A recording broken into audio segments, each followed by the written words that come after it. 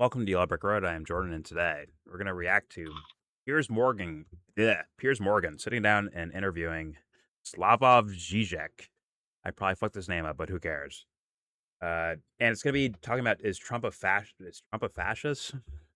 I feel like I just left a more interesting conversation than that, but don't worry, it's back to politics as usual. Before I get started, don't forget to share support. Hopefully donate to all the links in the description box. Also, please check out the Discord link if you want to join that. We're in the Discord right now. All opinions are welcome. And obviously, I will share this video with you so you can watch it yourself and yada, yada, yada. This is attempt number 2. We watched like 15 minutes of this so far. I'm a little bit on the scary side when it comes to Slavoj Zizek. I was hoping, based on the way people talk about him, and I can't even say based on the past content. I don't really know him so well, but I've heard enough things. Or I've heard him talk enough times where I at least felt like I had a grasp on the guy. Where it's like kind of like we just did a video with Kyle Kalinske and Hassan Piker, where this guy would be, yes, quote unquote left leaning, but at least a little bit more depth to it. But this might go in a spooky direction. I don't know yet, though. To be fair. Let's hear it out. Here is Trump sounds like a fascist. Piers Morgan versus Slavoj Zizek on fascism. It's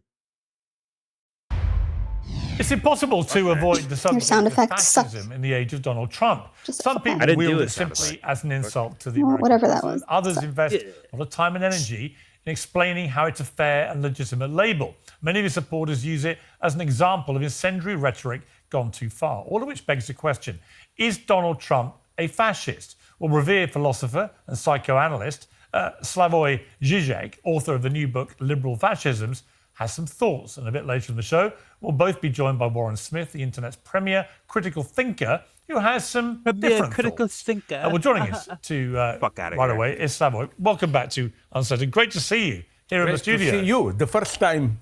Yeah. Face to face. I want to start, Slavoj, with a quote from your new book. Yeah.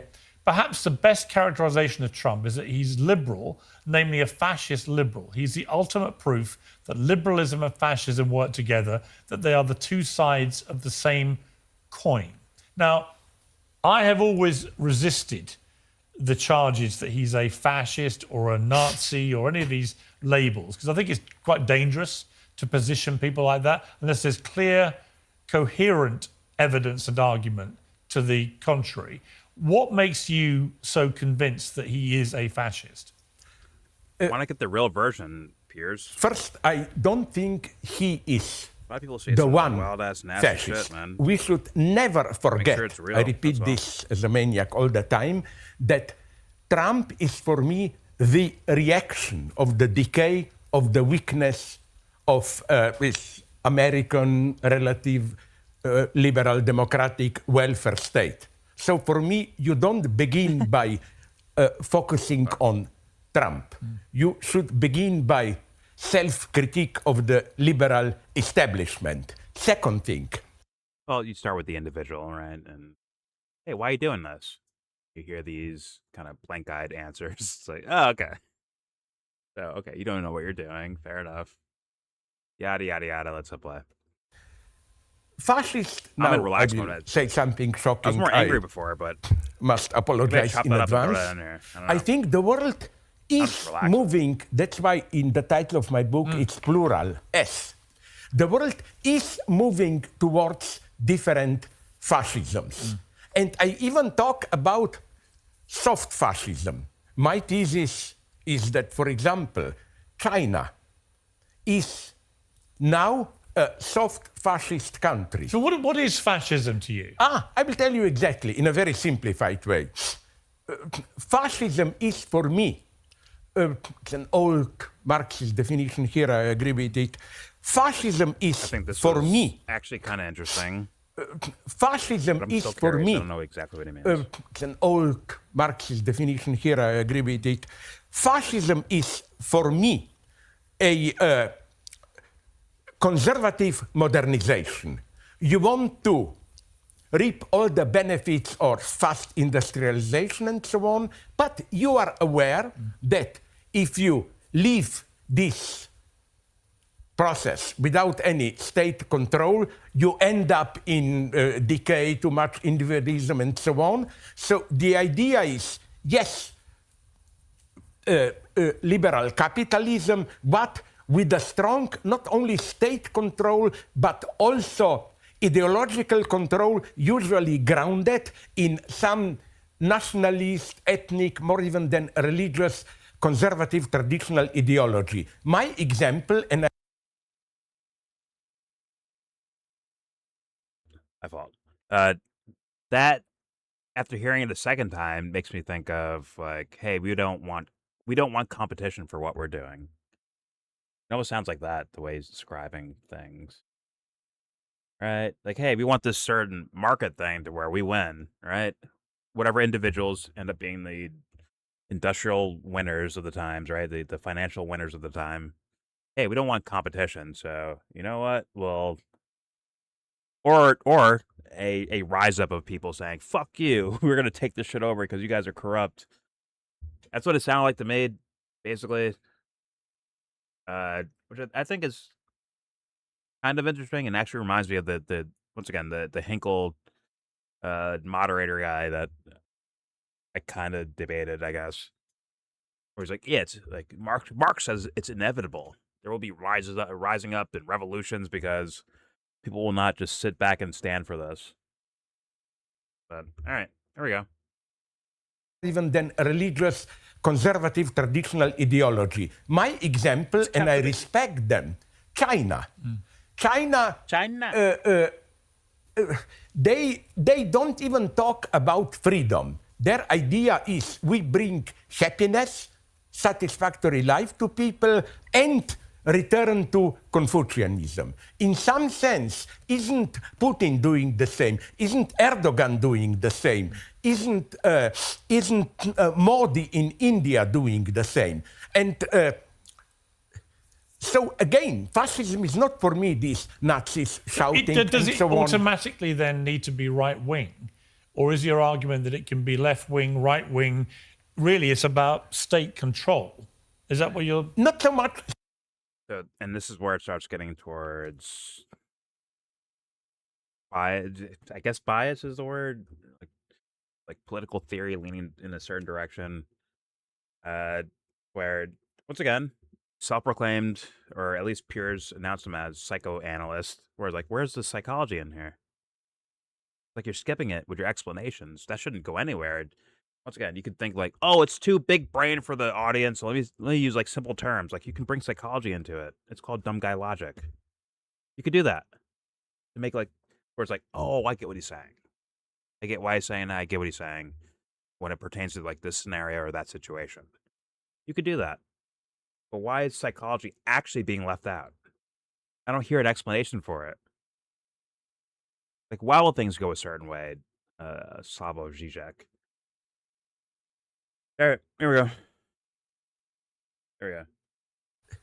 So again, fascism is not for me these Nazis shouting does and so on. Does it automatically then need to be right-wing? Or is your argument that it can be left-wing, right-wing? Really, it's about state control. Is that what you're... Not so much state control as state control based on a strong nationalist ideology. But can that be to the left and the right?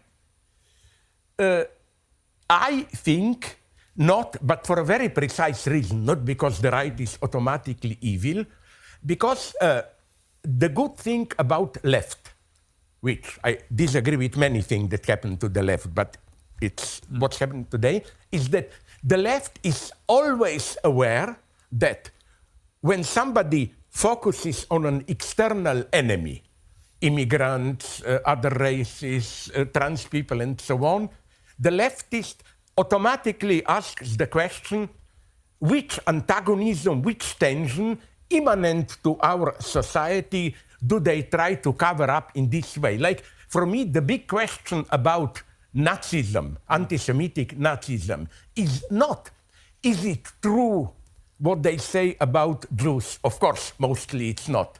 But my problem is, why did the Nazis need a figure like the Jew to sustain their identity? You know, this... God damn it. Sorry, I did it again. Now, that one's it's interesting, but also it's not a thumbs up to Slavoj Zizek. It's not like a, hey, you're such a fucking genius. It's not that either. But there is that in existence, it looks like to me, when it comes to people, at least their outward social behavior, especially on the internet where you're more anonymous, right? But I see that in regular, real, quote unquote, real life too. Where there is like an identity factor to things, and that's from everyone. That's me talking about like the idea of people dealing with social roles, and I can't believe this guy was a psychoanalyst. You don't realize this, bro? They all do this. They all play roles with each other. They all have like, that's mom, that's dad, that's brother, that's sister, that's right. They put roles on people and treat them a certain way because of that. Where do they get it from? Once again, social environmental conditioning. A lot of it. Once again, not that they're not unique, right? They are taking it through their own filters, but still, it's almost like it's less so that they're strictly like just doing exactly what everyone else does. More so than, I think it's more so that the idea is that they're trying to do what everyone else is doing on a subconscious level, which to me is quite scary. Quite scary. And you can look at that through a bunch of different topics, from, you know, like military recruitment, right? And kids that go to war and all that shit. And they had a certain idea, right, of things, and they join up, and then it ain't what it is. And then they reacclimatize to those things, to the new social norm for them. All right. And like, at some point you have to be like, you know what? Shut down. What am I doing? What do I want to do? Who the fuck am I doing it? On and so forth. At some point you have to like come across that question and like, I hope, dig into it. But yes, on the surface, when it comes to right-leaning, they lean a lot more towards, well, actually, they both lean towards identity, but like in a different way. And by identity, they typically go with your race, your ethnicity, your gender, right? Let's be real. Identity could be like, you're a baseball player, you're a mailman, you're this, you're that, right? Same thing. That's still, to me, doing identity politics. But yeah, fair enough. And it seems like on the surface, the quote unquote right-leaning party, not everyone, but a lot of the party things they do is like actually like trying to go that direction to appeal to people. It seems like. And I said this before in the other recording. I wish I could just say it again, word for word, but I'm too dumb. Bad memory. Where it's like, once again, stereotypically, on the quote-unquote left, these guys will be like, well, I have a problem with Israel and Zionist, which are also identities, right? But it's not the same as saying, I have a problem with Jews, right? That's a totally different way of looking at things. On a social level, right? On the world we live in social level, it looks different. I view them as the same thing. It's the same energy. Same energy. When someone says, well, you're a Jew, someone calls back to them, you're an anti-Semite. I think typically, socially, if I could plug like meters into them or like machines that are like barometer readers of their energy, it's the fucking same thing. Believe it or not, which is the sad part. You don't see their actual relation to each other. They're just like, you said word. You said word. Well, I'm saying words back. Me too. I'm saying words back to you now. Not reading each other as humans, unfortunately. Same thing with everything. Racist? Nigger? Same fucking thing. Same fucking thing. Unfortunately, you know, it won't hit home until aliens and Jesus or nukes hit the ground. Let's play. Here we go. Onto an external I swear enemy. I worded that better in the other video, but you know, communism can come close to it. For example, the Stalinist obsession with foreign agents and so on and so on. But nonetheless, that's like I a think role, that right? Foreign agents. This denial that our society in itself can be split. And here to return to Trump nonetheless. Here, Trump goes pretty far. But if you think about a fascist of the classic kind like Mussolini, on the surface. he would be the that was another thing from the other video, which is what Slavoj seems to be reading is the on the surface, in my opinion, like fictional character of Trump that you see on the surface versus. Let's dig into that, man. You like psychology, Slavoj, right? Like, what's going on there? Because it clear as day is pathological. It's like, what's he doing? What is your reading of him on a psychological level? Because if you look into it, in my personal opinion, I don't read like I'm some as Timmy calls it, bombastic guy. I'm some megalomaniac, hyper narcissist. Right? I personally see like kind of psychopathy, right? Of like psychopathy of kind of uncaring of situations, of events, of his own fucking existence, honestly, in many cases now. Which is what happens with certain particular like types of brain rot. Where it's like you don't even care what happens to you. Like, listen, I can't fuck on yachts anymore, so you know what? It's over. Let me just fucking whatever. I'll pay my dues, whatever, relax. Right? He doesn't even care about his own existence at a certain point. What? Someone shooting out there? Yeah, whatever. Potentially. Not saying that is the case, but potentially. But also, how could you not like look into it a little bit further and see that like even corny movie villains have thought of deeper plans in regards to fucking up the world for their own sake, as a greedy narcissist or as a conglomerate of greedy narcissists working in tandem with each other as a team. It begs for bigger explanations versus, well, he's just a narcissist. He's just a megalomaniac. That's what it is. That is so shallow. And so, honest to God, like, I don't want to be like that when it comes to judging other people. I think we should judge it. I think we do it anyways. But I think we should judge other people, like, consciously with our eyes open. But you have to, like, dig through every little nuance of possibilities for the sake of maintaining their humanity. And in a way, your own. So I would hope it'd be more than just a TV version of Trump that Slavoj Zizek is judging. But once again, we didn't get that far into the video, so I'll be fair to him and give him a chance. He's going to have pushback from the fake secret scholar, Warren Smith. So hopefully that brings out some answers that I can feel more grounded with or feel like more akin to. Let's find out. Here we go.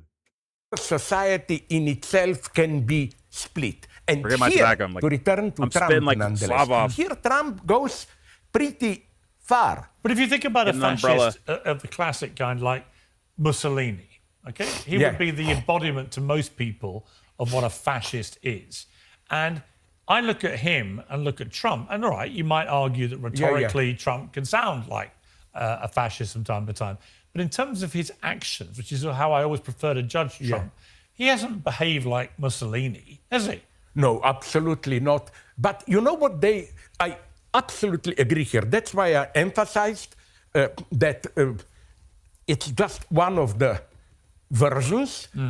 You know where I see... But do we get into a slippery slope here, Slavoj? And I say this with great respect, but once you start sort of having all sorts of different versions of fascism, it's very easy to then call pretty much everyone a fascist that you don't like. And part of my argument about modern discourse, and in particular about Trump, actually, is that people say, oh, he's a fascist, he's a Nazi. And I'm like, a Nazi? No. Really?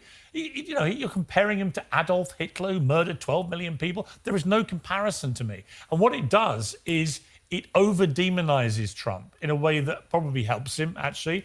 But it also dilutes the impact of real Nazis. And to me, real fascists like Mussolini and stuff in history, if you start parking people like Trump Piers is talking kitty shit. Because you've extended the range of fascists to all sorts of different categories, no surprise you can hook everybody in, and then it's kind of meaningless. We agree more than it may appear here, because you know what I'm trying to do, and this many people will like, is not to demonize people like as fascists, but to water down and extend, dilute the notion of fascism. I think the true tragedy, again, is the wariness, inability of Western liberal democracies to effectively act and solve problems. If you want an example, I think we should talk about it. But Slava, that's sounding towards that systemic stuff, which I understand why people believe that, of like, oh, the way the system works. In a way, he's kind of saying that, right? Because of the way the system works, or maybe even human behavior works, which was what systems boil down to, right? Because when you bring up humans, they'll bring up human behavior. As in, if you enter a government, you're going to end up behaving like this. If you end up in whatever high finance situations, you'll end up like this. Or you already were that in the first place and didn't know it because that's your human nature, right? Those I want, like, okay, let's go there. Let's really go there so I can actually like tangle with the ideas. Otherwise, not saying he's being vague at all. Like, there's some explanation here, to be fair to him. But I'm still left with a mystery if it's like based on a certain, like the core of it could be based on a certain ideology or sociological ideology, and that's where it gets, like, for me, worrisome, because I don't think if that's the depth of where people go to, it's just some sort of ideology thing. For me, it's a little scary because I don't feel as though you have in my worldview at least, there's no real like feet on the ground, along with head in the clouds. You want both, right? What's it? Feet on the ground, head in the clouds. Was it whatever? You want both. You want a dreamer that can walk on earth too. You want both, I think. Obviously, like if you want balance. But if it's strictly kind of ideologically based, and let's be real, not even original ideology, becomes kind of, if he made this all up himself and came up with all this shit himself, I'd say fine. But if it actually is just duct taping other ideologies together to say like this is the way things are, that gets a little scary for me.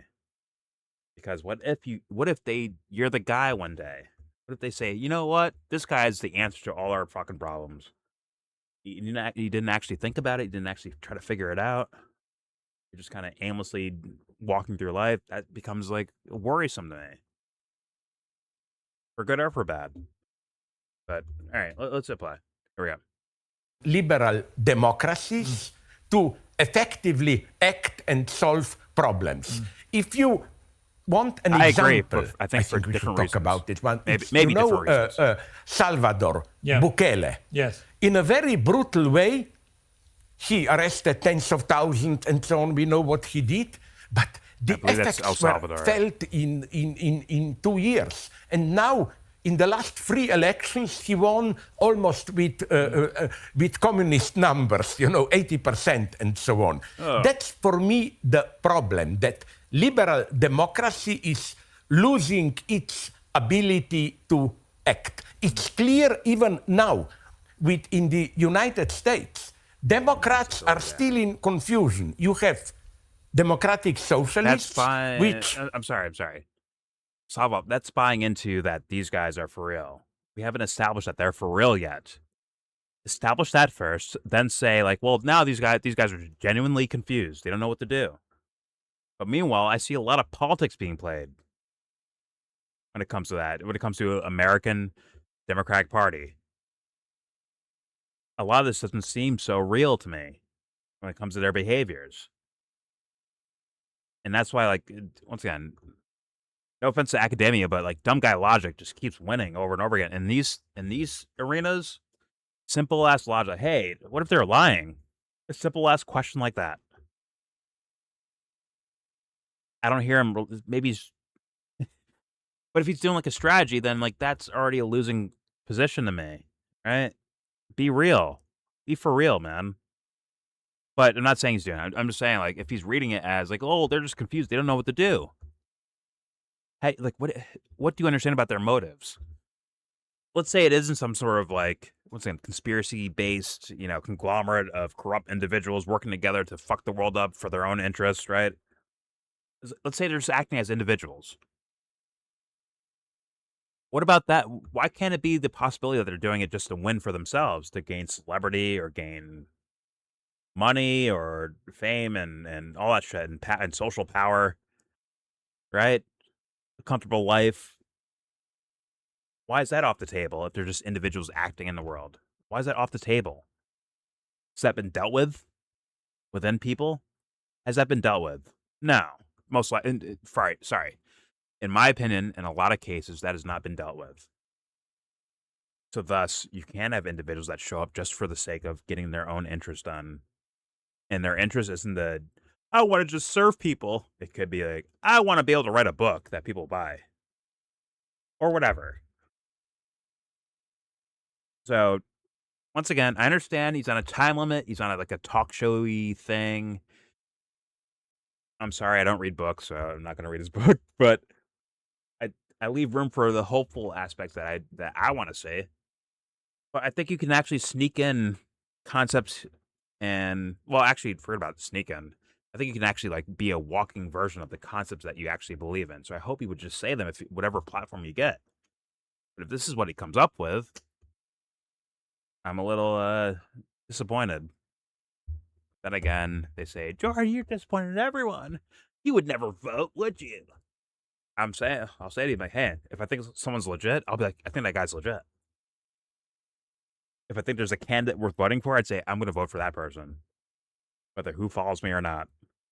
Not follow, but you know what I mean. Whether who's like, hey, Jordan's got a point or not. I'll do that. I'm not against voting. I'm not against government. Okay, good. He's also implying like if the left countered it correctly, it would be better. But now here's my problem with that, Dubster, is that what if they do That's like him saying that. No. I'm responding about him with what you just said right there, where it's like, what if they just do pageantry to where it looks like they're doing something, but they're not actually doing it? Is that being accounted for? No, I'm saying like for him, is he dealing with those ideas, or is he just because we've seen that as a possibility? We've seen Obama happen, where there's like kind of quasi promises of things that don't happen. So it's like, okay, are you falling for that, Zizek, or not? Good. Well, you break that down in two categories. Is left factually better if you had like a bullet point locked down to what the ideas are, and then separately, are the people in the positions to make those machine parts, those gears to turn, actually making those gears to turn? Plus, like, are they not adding new gears in a corrupt way? Oh, well, that's the thing I'm looking for, Dubster. Once again, there could be someone from the right, quote unquote from the right, or quote unquote from the left, right? Where I don't agree with your ideas, but I think you mean them. And that is for me, we are in such a dumb fuck era of things. Just like I think every era has been like this, honestly. But let's just say for now, modernity, we're in such a dumb fuck era to where we're not even asking, like, does this guy mean what he's saying or not? They're just accepting the words that are being said out loud. And that, to me, is like a crisis of critical thinking. If the idea is to make the world a better place, and you believe these ideas make the world a better place, what if someone's lying about just using your ideas to get you to give them power? Isn't that like, that hits more of the crux of the problem than having wrong ideas? So thus, if I hear someone whose ideas I disagree with, but I think they mean well, and I think they're trying to do something with those ideas, that's 10 million times more valuable to me. I mean, sorry, infinitely more valuable to me than someone who's just a liar, just lying about their ideas for the sake of getting elected or getting fame or richness or whatever the fuck they're going for, right? So it has to be like, we need to seek someone being genuine first, but that's not even being. I wish that was being said by this guy. Like, you're once again philosopher, psychoanalyst. That should be the first fucking things you bring up, in my opinion, if you're trying to lean from a typical righteous position. Like, hey, are they for real or not? That's it. There is no Democrats better. Like, do they mean to make the world a better place, or are they just saying things to get elected? And even that's like the shallowest version, because guess what? There's a lot of, in the genre, I call it, genre of conspiracy, there's a lot more substance over there, in my opinion, a lot more research, definitely. And guess what? I think a lot of correctness that gets looked past by more of the mainstreamy type thinkers, which is unfortunate, but it happens to, happens to be that way in my opinion. But let's play. Let's see if once again if he brings some depth. Maybe he doesn't with Piers Morgan. Maybe the Warren Smith guy comes on and he asks some questions that are trying to like trick him or trying to get like a fucking a clip out of him or some shit like that by embarrassing him. Maybe that'll bring out the more of the substance. But even that would be sad itself, right? If you need fuckface, fake pseudo intellectual to bring your shit out of you. Pause. Let's play though. Let's find out. Clear even now, in the United States, Democrats are still in confusion. You have democratic socialists, which I think are really old-fashioned. You mean the politicians? Social democrats, still much less radical than, let's say, Swedish social democrats. Would you categorize Mamdani as one of those, the new mayor of New York? Shut the R's of I think that, first, I'm here absolutely pragmatic. I don't like these choices. Should we mobilize locally people in small cities? Should we wait for a big revolution or whatever? Let's do whatever is possible. But the reason I am tempted to call Trump a very specific kind of fascist, and I will immediately go into it in what specific sense. Namely, all the fascist leaders that you mentioned and others, they, of course, functioned in a different way. They were with this false dignity, untouchable, no criticism, and so on. Well, the way Trump acts, I like to characterize him in another way. You know, Trump likes to attack the left as multiculturalist, confused, historicist, self-contradictory. Sorry, but if there ever was a historicist relativist, it's Trump. And although I don't fully follow him, what I like about somebody like Bernie Sanders, with all my critique of him, is that Bernie, nonetheless, as a person, not private, but how he acts, isn't he a model of common, ordinary, decent guy who speaks calmly and so on and so on? That's no, actually. I love like hearing things a second time. It's my maybe that's what I should do from now on instead of just reacting. But hearing this a second time, it's like you have to put it in context there, Mr. Zizek. Put it in context. Bernie in the face of people being massacred in Gaza. Put it in context, Mr. Calm Voice Guy. Put it in full context. Where it's like, man, that's kind of like cowardly. Some people would say cowardly when looking at it. And I would say the same thing, actually, to be honest with you. Where it's like, are you doing everything? Like, this is no mistakes about it. This is wrong. People can scream moral relativism and all that shit. They can scream all that shit you want. But, like, on the surface, when you're seeing kids being blown to fucking bits, there's no way, like, where it's like, this is wrong. Like, in my opinion, at least, there's hopefully something in people's guts where they're like, that's just not right. So, thus, the way he handles that situation, where there's once again kids being blown to fucking bits. I mean, in mass, in the 6 digits, could be more than that. Sorry, in the 5 digits, it could be like 6. Could be. Who knows? We don't know because of the still ongoing massacring that's happening. And let's include the West Bank on that as well. And people in Israeli prisons as well. At some point, Mr. Calm Guy who say, well, listen, I can't call it a genocide, okay? I follow strict rules, okay? Like, that actually looks repulsive at a certain point, Mr. Zizek. Right? Then you have like Bernie's like actual policy he's voted on and supported, where it's like, oh, that's grotesque as well. Where the guy in the suit who talks like this, very calm, and loves to call out racism and all this shit, right? Like that, right? Where like now it looks like kind of Like, either you're really dumb or you're a part of this, man, at certain points. Which can be as disgusting as Trump getting on a podium and screaming certain things out loud. We're gonna bomb the shit. Meanwhile, Bernie's like, well, listen, folks. They did something wrong. We're gonna bomb them to bits. It's like, what's the difference, really? Social temperament? Is that what you're actually peeking at? Once again, I'm gonna leave the guy room. I'll leave Zizek room, but like, there should be more to the story, and just say it, man. If you're holding on to that thing, pause. That's a major pause. You're holding on to like that righteous fucking energy shit, in my opinion, at least. If you're holding on to that, you got a lot more to say about all that stuff. And it's always put in this context, just like when I watched yesterday Hassan Piker, where instead of like, grotesque, disgusting, terrible, how dare they? Instead of that, it's like, well, listen, I had some disagreements. I have some critiques for her.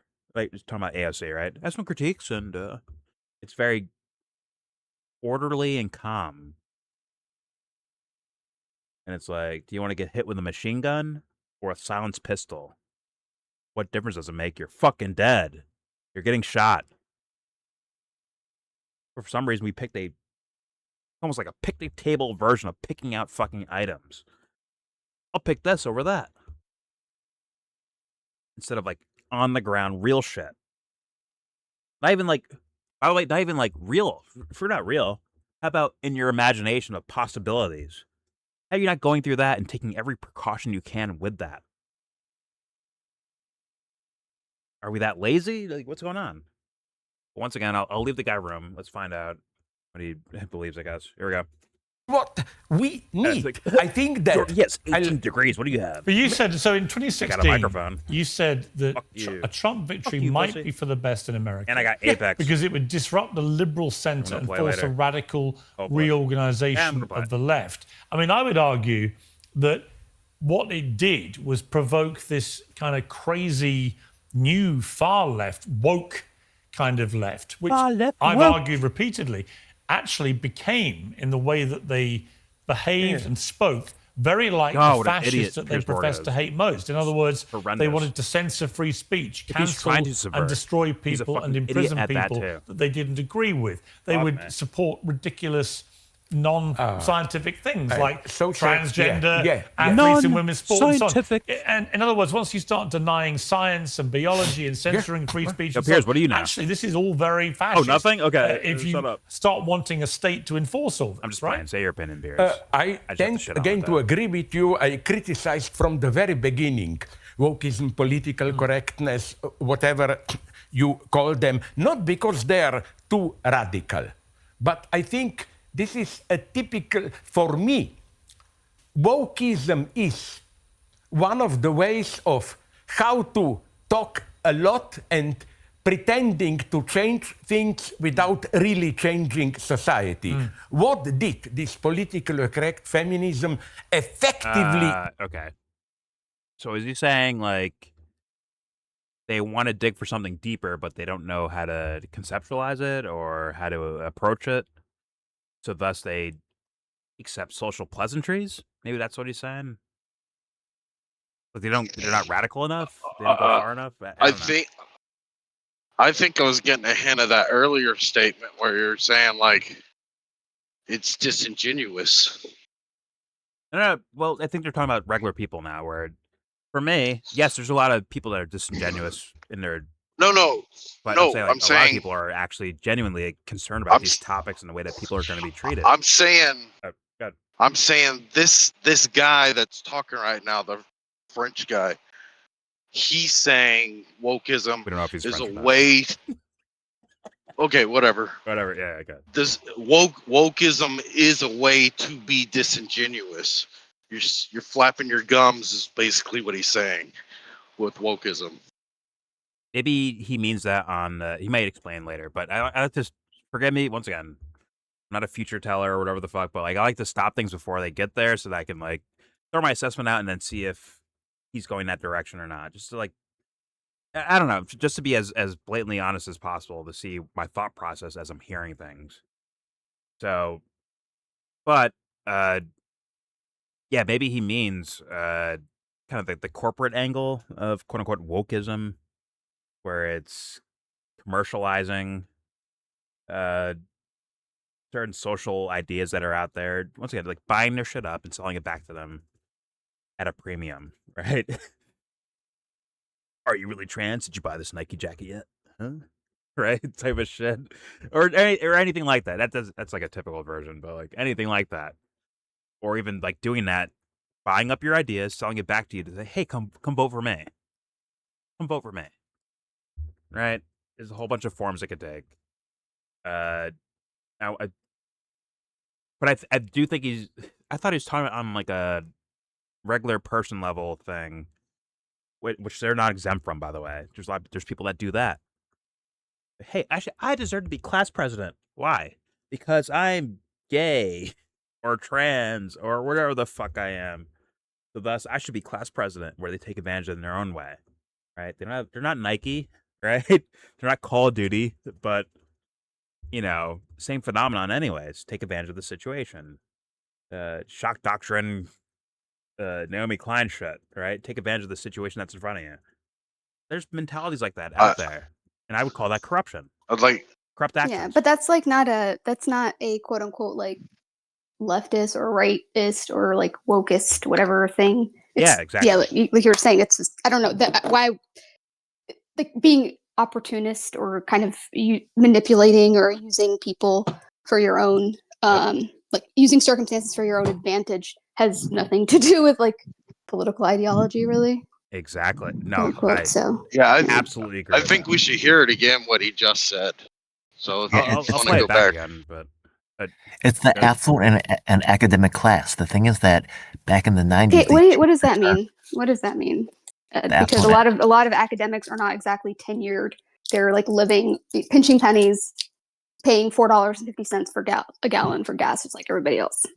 Okay, so for example, right, in the 90s, they changed the term from Oriental to Asian American. There was no outcry from the Asian American community for this. But the thing is that, some people at the top associated with academia decided that this would be a good idea. And a lot of... But how do you know what their intention was? What if, like, they meant it in a way that's like, oh, maybe Orientalism is, maybe it's derogatory because of how it's been used before. Or maybe this is a better way to address people in order to be more empathetic or whatever. Like, how do you know that that's not the reasoning? Like, that's what gets me. It's like everyone just assumes automatically it's like a negative, I don't know, intent, like automatically. If it's from academia, it must be bad. Right. No, but the thing is that they never consulted with the actual people on the ground. They made a decision for themselves. Now they're trying to change the term to AANHPI. But do you think that academia is the only institution that does that? They do that shit with everything. But like they all have, the time. Without they consulting. have the prestige and the access without consulting. that make the and they're when he talks about this, it's not a new phenomenon. That's what I'm trying to say. I'm saying that this is something that's been happening. And the fact that academia, if you take a look at the Chinese people, they understood that academia often has a relationship with the establishment. And not saying that, academia can be good or bad, right? But the thing is that it has a tendency to side with the people with power. Because the people with power legitimize. Just to be honest, like there's like very few people in academia who actually quote unquote wield power.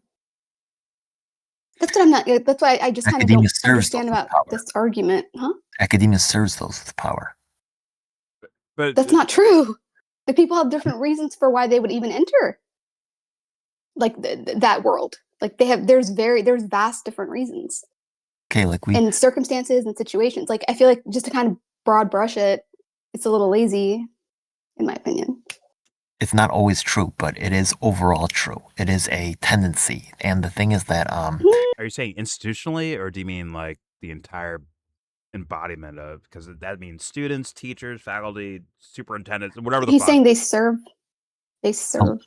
Okay, first of all, whenever you have almost in all education, right, you have a hierarchy. I'm the teacher, you're the student. I know things, you don't know things. You follow me. That's not everything.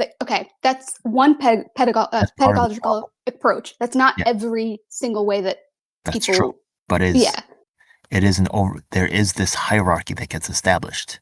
Not only that, but you could say that in a restaurant. You could say that in any like building that you go, like any office. This also is true for the arts as well too, right? This is also true. Yes, that's why I'm like, why is that specific to academia? Because they're not really producing. They're more like thought. They need support. They need establishment support to be able to sit around all day and pontificate about sit around all day and pontificate. You think that's what people do? Academics, yeah. Artists, they are not really, they need someone else to help support them a lot of times. Or the people who are marketed are given special support that regular people are not, or that other artists are not. All artists get establishment support, but the artists that do get establishment support have a lot of advantages against those who do not, and their art is the one who gets celebrated and pushed and recognized. In a certain way, I get what you mean, but art would suffer with a lot of people, in my opinion, if your mindset strictly is appealing to the hierarchy of, this is what whatever institution wants for if that's the reason that you do it. I think but there's also plenty of people within it that like disagree with a lot of the ways that it is, and they don't get tenure, and they have a hard time. Like they stay assistant, professors, and they have second jobs where they actually quote unquote do stuff. I guess as have you heard of the theory about Jackson Pollock and his control with the CIA in order to gain? It's really to allow the people with the power to establish control over what is called art or what is defined as art. You're saying everyone who makes it as an artist, you're not saying that, right? It's all heavily influenced. No, but you're kind of inferring something there, right? Of that, if you made it, that means you got the backing from these guys. So thus, if you made it, that means you're almost always so. I would say almost always this is the case. Do you have any outsiders that aren't that make it somehow? It happens once in a while, but I say it's a huge outlier. I'm saying like who? And nowadays, the more that's required, as in terms of marketing dollars and all this other stuff, it becomes harder and harder for this to be the case for outsiders to actually break in. But it cannot help but exist, because the thing is that people that don't have, they are forced to innovate. That's why a lot of times you see these people, like these academics on Piers Morgan, they just recycle what's already kind of like common knowledge. They're not forced to question, or they're not forced to really grapple with reality the way the poor or the people who are without have to grapple with it. I'm a little confused about. Do you think that there's people that are in the academic world that are not poor, Ed? They don't. It's not necessarily about money. It's about control, and it's about do you say? I mean there's other ways to. I meant powerless. It could be unpopular. It could be access. It doesn't have to be money. It could be access. People could. But if you're not ideologically aligned with the people that are cutting your check, there would be some turbulence there, no? Oh yeah, and they get rid of you. That's what I'm saying. So that does happen. Absolutely, it does happen. I don't think it's like everyone's just some highfalutin, I don't know, just like some person living in a tower or something. I don't think that's totally fair characterization. Farting in wine glasses and sniffing them. Got the South Park for that. Yeah, it's I'm not going to say that every academic is bad, but there is the overall tendency, and there is a relationship between government and the educational system, especially since the 70s, when the Office of Student Life and Office of Student Affairs has been deeply put in to control student activism.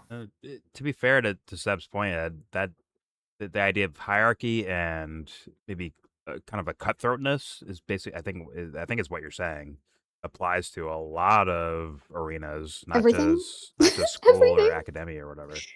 Yeah, I just don't think it's this special evil. Education, right? And also what education means has changed. So the thing is that back in the day, education was kind of for the rich. It was for the wealthy. It was for people that have, and a liberal education was the idea that, Oh, you mean like way back? They're trying to culture themselves, right? But nowadays we talk about education as vocational training, as kind of like it's going to increase your paycheck. So the values and understanding of what education is has changed over time. Everyone teaches that way, though. To be fair, the way that academic can also greenlight certain, we need this. We want to have this golf course here, or we want to have this building here. So we're going to have some experts to say that this is cool. But you're talking about a very specific part of academia. Like you're talking about the schools that have money, like the business school, maybe the engineering, the biotech, like Larry you're Summers. not talking about like arts and humanities or like that's like humanities, absolutely, music school or performing arts school. Like you know what I mean? Like no, they're also part of education. This. They're definitely part of this. No, I'm saying like they're getting cut left and right, and they've been getting cut left and right for years now. Like bad, like they're down bad. That's why I'm like, are they? Because the people that are thriving are either in some sort of engineering, like cyber physical systems, or in like biotech, or in business, or both. They're entrepreneurs. I think even more than just money. I think ideologically being cut out. Yes, that too. Because they value efficiency over everything. It's not about thinking. It's about being efficient, doing it quickly, like, just getting to the thing. Like this, it's very mechanistic. Okay, I'm going to actually show you I argue like a lot of the people that do push back from like the kind of arts humanities side is kind of to counter that to a certain degree. Because it's kind of like, what do you guys, it's like kind of what you're saying, Ed. They're like, well, what do you produce? What do you do?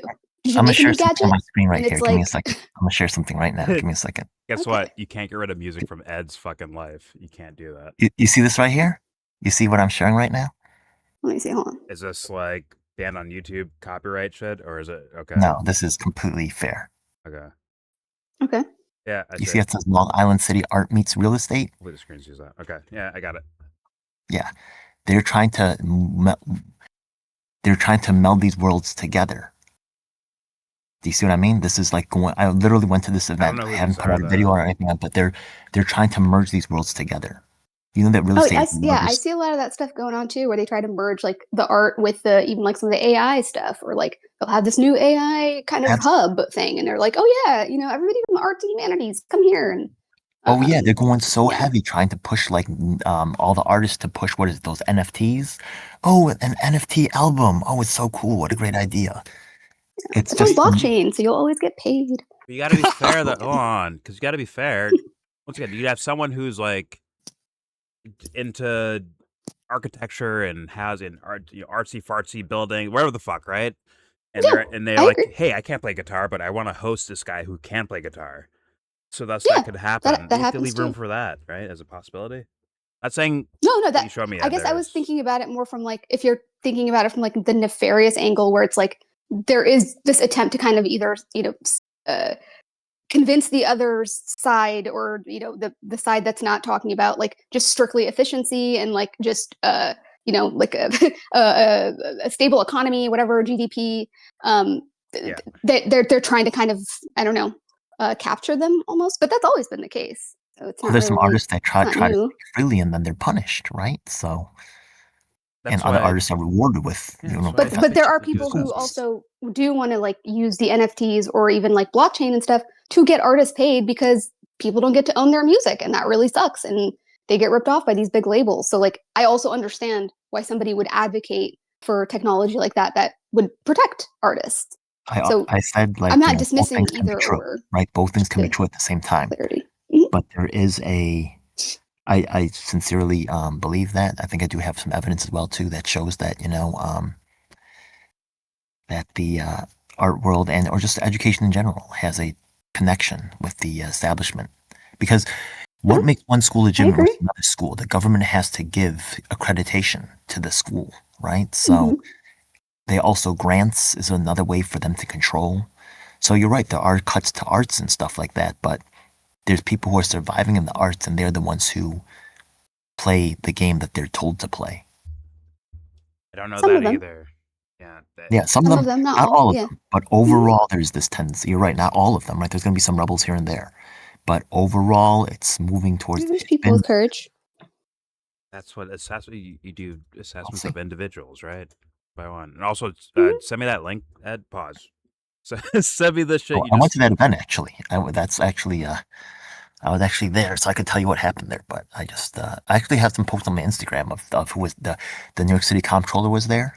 His office was there, and yeah. Well, So send me whatever you think should be posted, because I try my best to like, hey, here's what we looked at.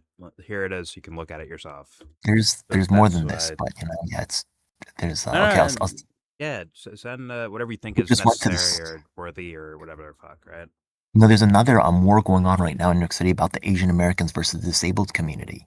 And the thing is that there's What? we just went to they're actually fighting each other right now about something called Intro 303, and we just went to something called I'm actually more on this. I'm helping disabled more, even though I do have and the thing is that now you can see like we just went to the something called MoMA Museum of Modern Arts, and they were pushing Intro 303 at their event. Wait. So Wait. Is there a bill that either hurts disabled people and helps Asians, or hurts Asians and helps disabled people? Like, why is that? okay, let me explain Is to there you. Okay, something so that's what mixed is together there? Like, no problem, no problem. Okay. yeah. Intro 303 is really for something called home workers. And the thing is that there's a lot, as you know, like, what's his name? Cuomo put a lot of people into nursing homes because the thing is that there's a lot of operators for homeless shelters as well that make a lot of money off of people by putting them into homes. So the Okay. disabled people are fighting for something called home care, not nursing homes. They want to have people inside of their homes that are taking care of them. Now, right now in New York City, Like according Uber to nurses. Okay. yeah, according to Medicare and Medicaid law, right, that gets pushed out through New York State. And I have some word from different lawyers. I still have to research that, but New York City has a rule where you can actually the person who's doing home care can be worked 24 hours a day. Now I know it sounds insane, but they're paid like because they're usually live-in, so they're paid for like I think like 18 hours. Then they have like certain rules like regarding like breaks, and like they have 6 hours where they can 6 or 8 hours where they can sleep or something like that. Yeah. But the thing is that so I understand, and I do believe that I'm on the side of the Intro 303 to an extent, because I do believe that Asian Americans are being uniquely targeted because organizations like CPC, Chinese Planning Council, are actually rolling out. They're taking advantage of the law and they're using it to abuse workers that cannot really speak English, right? And stuff like that to force them into bad contractual agreements. To argue for themselves. Yeah. Okay. Yeah, but the thing is that being with the disabled community who I work with as well, there's a lot of people, like I've done a lot of work with the poor community and people that need home care. And sometimes the home care workers are just on their phone all day. Sometimes they're literally abusing them.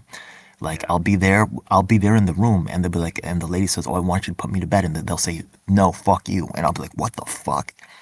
Yeah. So like, it's fucked up. But so these people who have established relationships, now they'll be forced to hire and roll the dice on who's going to be taking care of them while they're sleeping and they're disabled. Yeah. So they're fighting to, right, because they don't want to have. So I'm actually trying to work out something to email. I said, let's do a compromise, right? Let the people who have the home care successfully now keep what they have.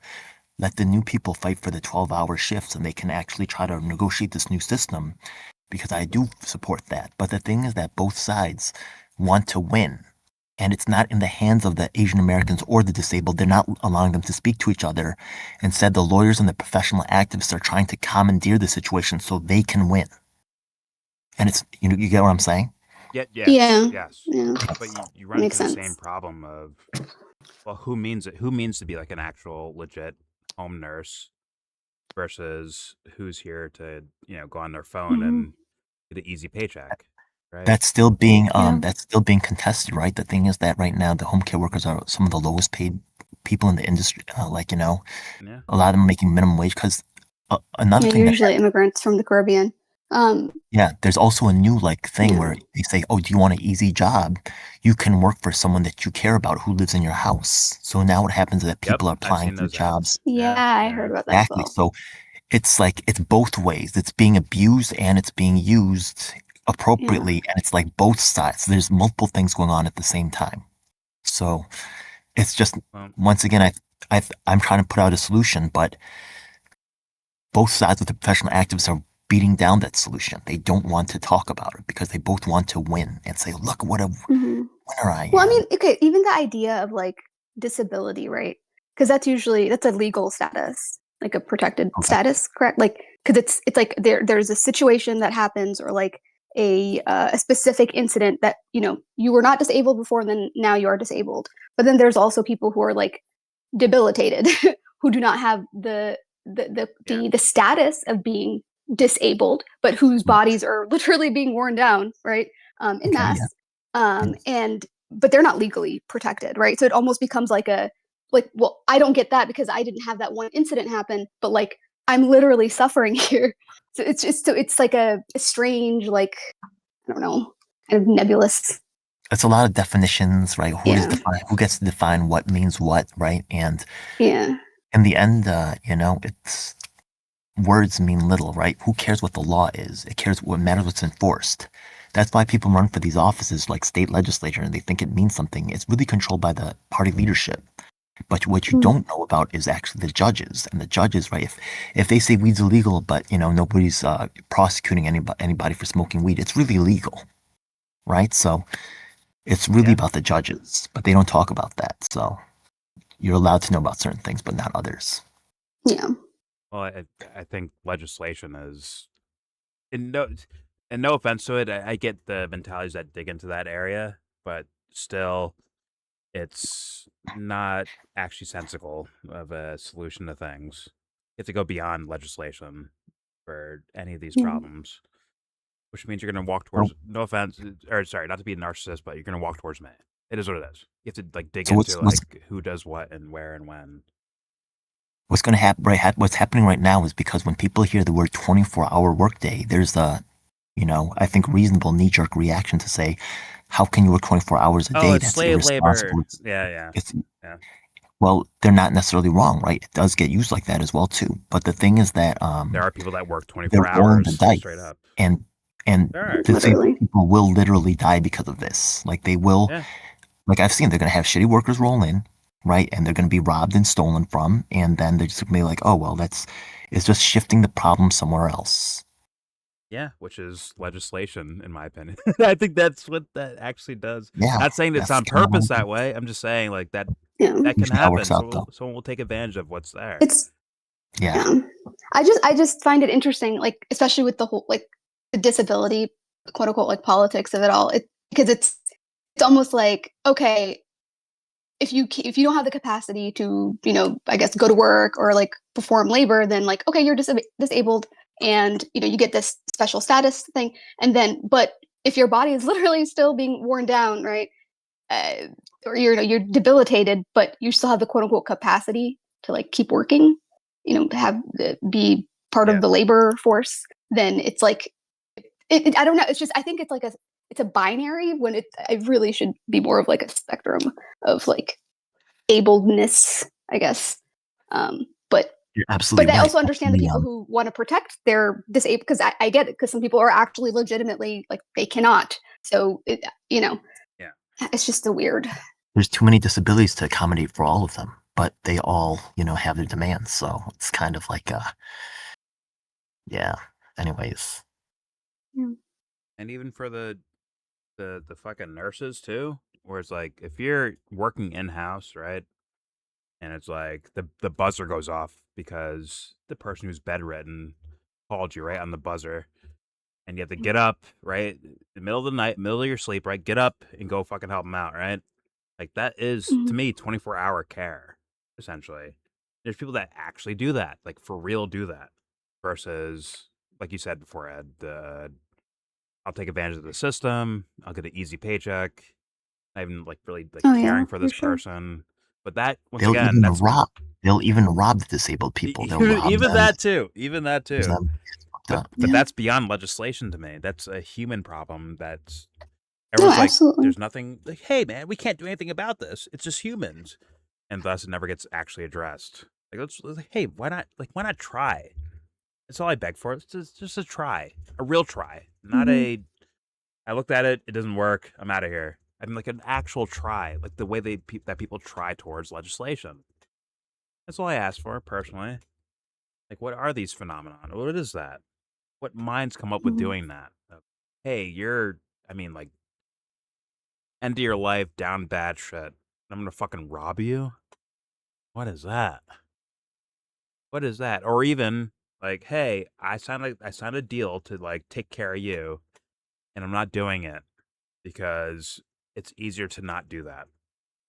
Free check, easier not to do that shit. What's that phenomenon? And no one wants to ask. Like, why are we not asking those questions? Instead, we stay on the surface, and thus, in my opinion, at least, nothing actually gets done. Nothing actually gets done in the actual way, in my opinion, at least. But all right, let's spin back towards this fucking video.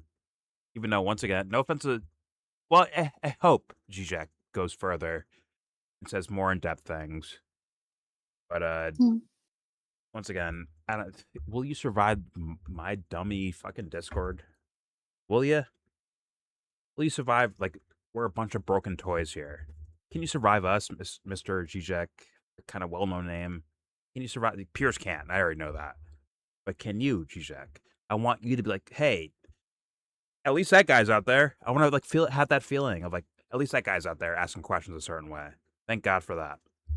But I don't have that feeling right now, and it hurts my heart, man. It hurts my feelings. Like, damn, can you make it with the broken toys? Can you? Let's play. If I could just mention one more thing. Okay, I'm actually dropping a link in the chat right here. We actually just did the disabilities debate for something called U.S. Congressional District for New York 7. You might have heard that Nydia Velázquez announced her retirement. So right now there's 4 Democrat candidates: Antonio Reynoso, who's the Brooklyn Borough President; Clara Valdez of DSA, who's in State Assembly; Julie Won, who's in City Council; and also another guy named Vichal Kumar. We all hosted them for a disabilities debate for New York 7. Whoever gets in will be in a federal position for probably decades in a political dynasty that will last decades. Okay. So you can see at the beginning when we have we actually had the moderator, a guy from Cult Thing, Able News, and he's at the beginning of the video. But you're gonna see that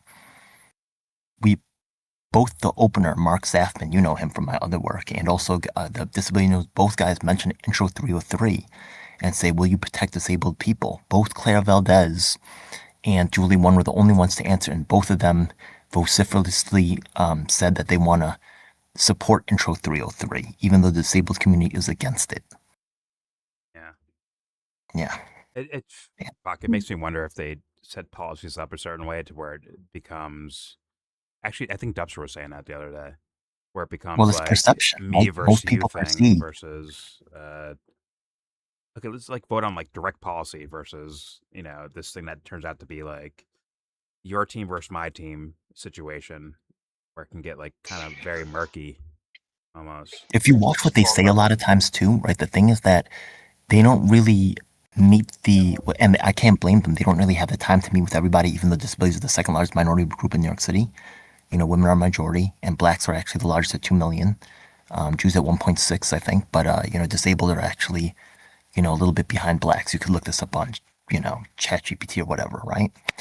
But the thing is that a lot of times when they talk about accessibility, you'll see that they repeatedly say, oh, you know what? Like when I'm in the subway, right? Like, and I need to push my baby stroller, I need to use the elevator. So it's my problem too. Yeah. And it just really didn't strike me as really appropriate, but that's their understanding of the problem. And you can see multiple people talk about it. Actually, almost all of them. Do they have a point there? Wouldn't they have a point there? That makes sense to me too. Once again, if they're personally like just making it all about their own lives, their own self, right? Their own experience, and like that's one thing. But if it's like that actually makes sense. Hey, baby strollers too, when it comes to like accessibility, like that's worthy of looking at as well. Is there a solution where it like encompasses all of it to help everyone out that they possibly can? Right. One of the reasons why I'm working with why I'm excited to work with the deafblind though is because a lot of times when you look at disability advocates, a lot of times they choose someone in a wheelchair because there's someone in the and they talk about ramps and stuff because they don't have communications barriers. So the thing is that a deaf blind person needs like, speech translators or they need text to speech, and it slows things down. It's inconvenient.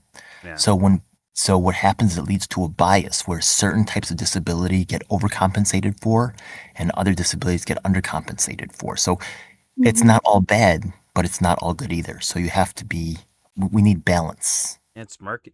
I would assume from a distance, not that I have personal experience with that, but I assume it's murky, thus requires for some concerned minds on the case, right? That's what's in the required. end, really, it's a competition, right? You have what's morally right. I mean, do you have people with autism, you have people with dyslexia? Like, are we going to put signs backwards and stuff?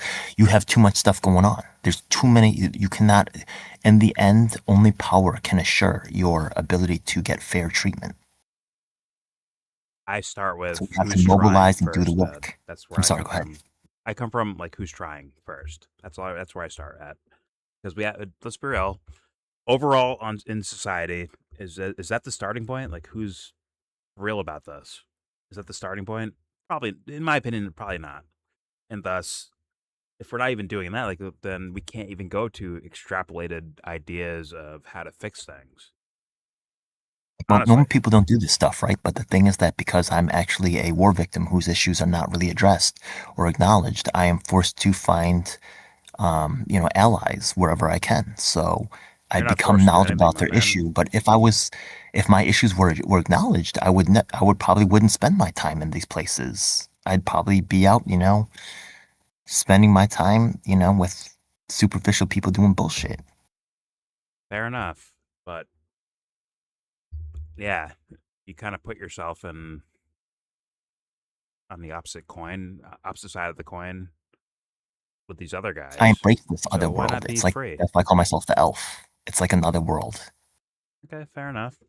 But I'd say, like, hey, man, you can be free if you want to. You're saying you're being forced to do something? Free of what? No, I love this life. Okay, hey, fair enough. All right, fair enough. I'm stop talking about me. Go ahead. It's worthy, Ed. Don't worry. No, it's a pretty important topic, honestly. The disability stuff of it all, because there does seem to be kind of even from like the federal government now, like kind of specifically like a targeting of even special education, and kind of like limiting that, and it's very inhumane in my view. And also, you being in New York is actually perfect because all those people that were coming through Ellis Island, entering this country, right? That's how immigrants were coming in. That's one of the first things that they would do was check to see if you were, able-bodied. Do you know how much we spend on education, though? Like, if you look at the New York City budget, right? We spend more on education. It's our number one expense in New York City, and also we spend more on that than police, fire, and prisons combined. And also, if you take a look at the state, right? Actually, Medicaid is the number one,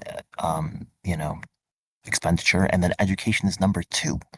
So education gets so much money, but where does the money go? Right? Instead of spending it appropriately, right? There's a lot of huge amounts of waste. And well, I wasn't necessarily talking about like education. I was talking about specifically special education, people who need like you're saying, like special accommodations and whatnot.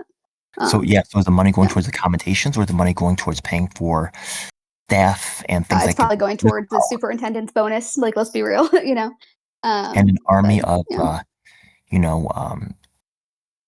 was it paraprofessionals, stuff like that? And those things can be good or can be bad.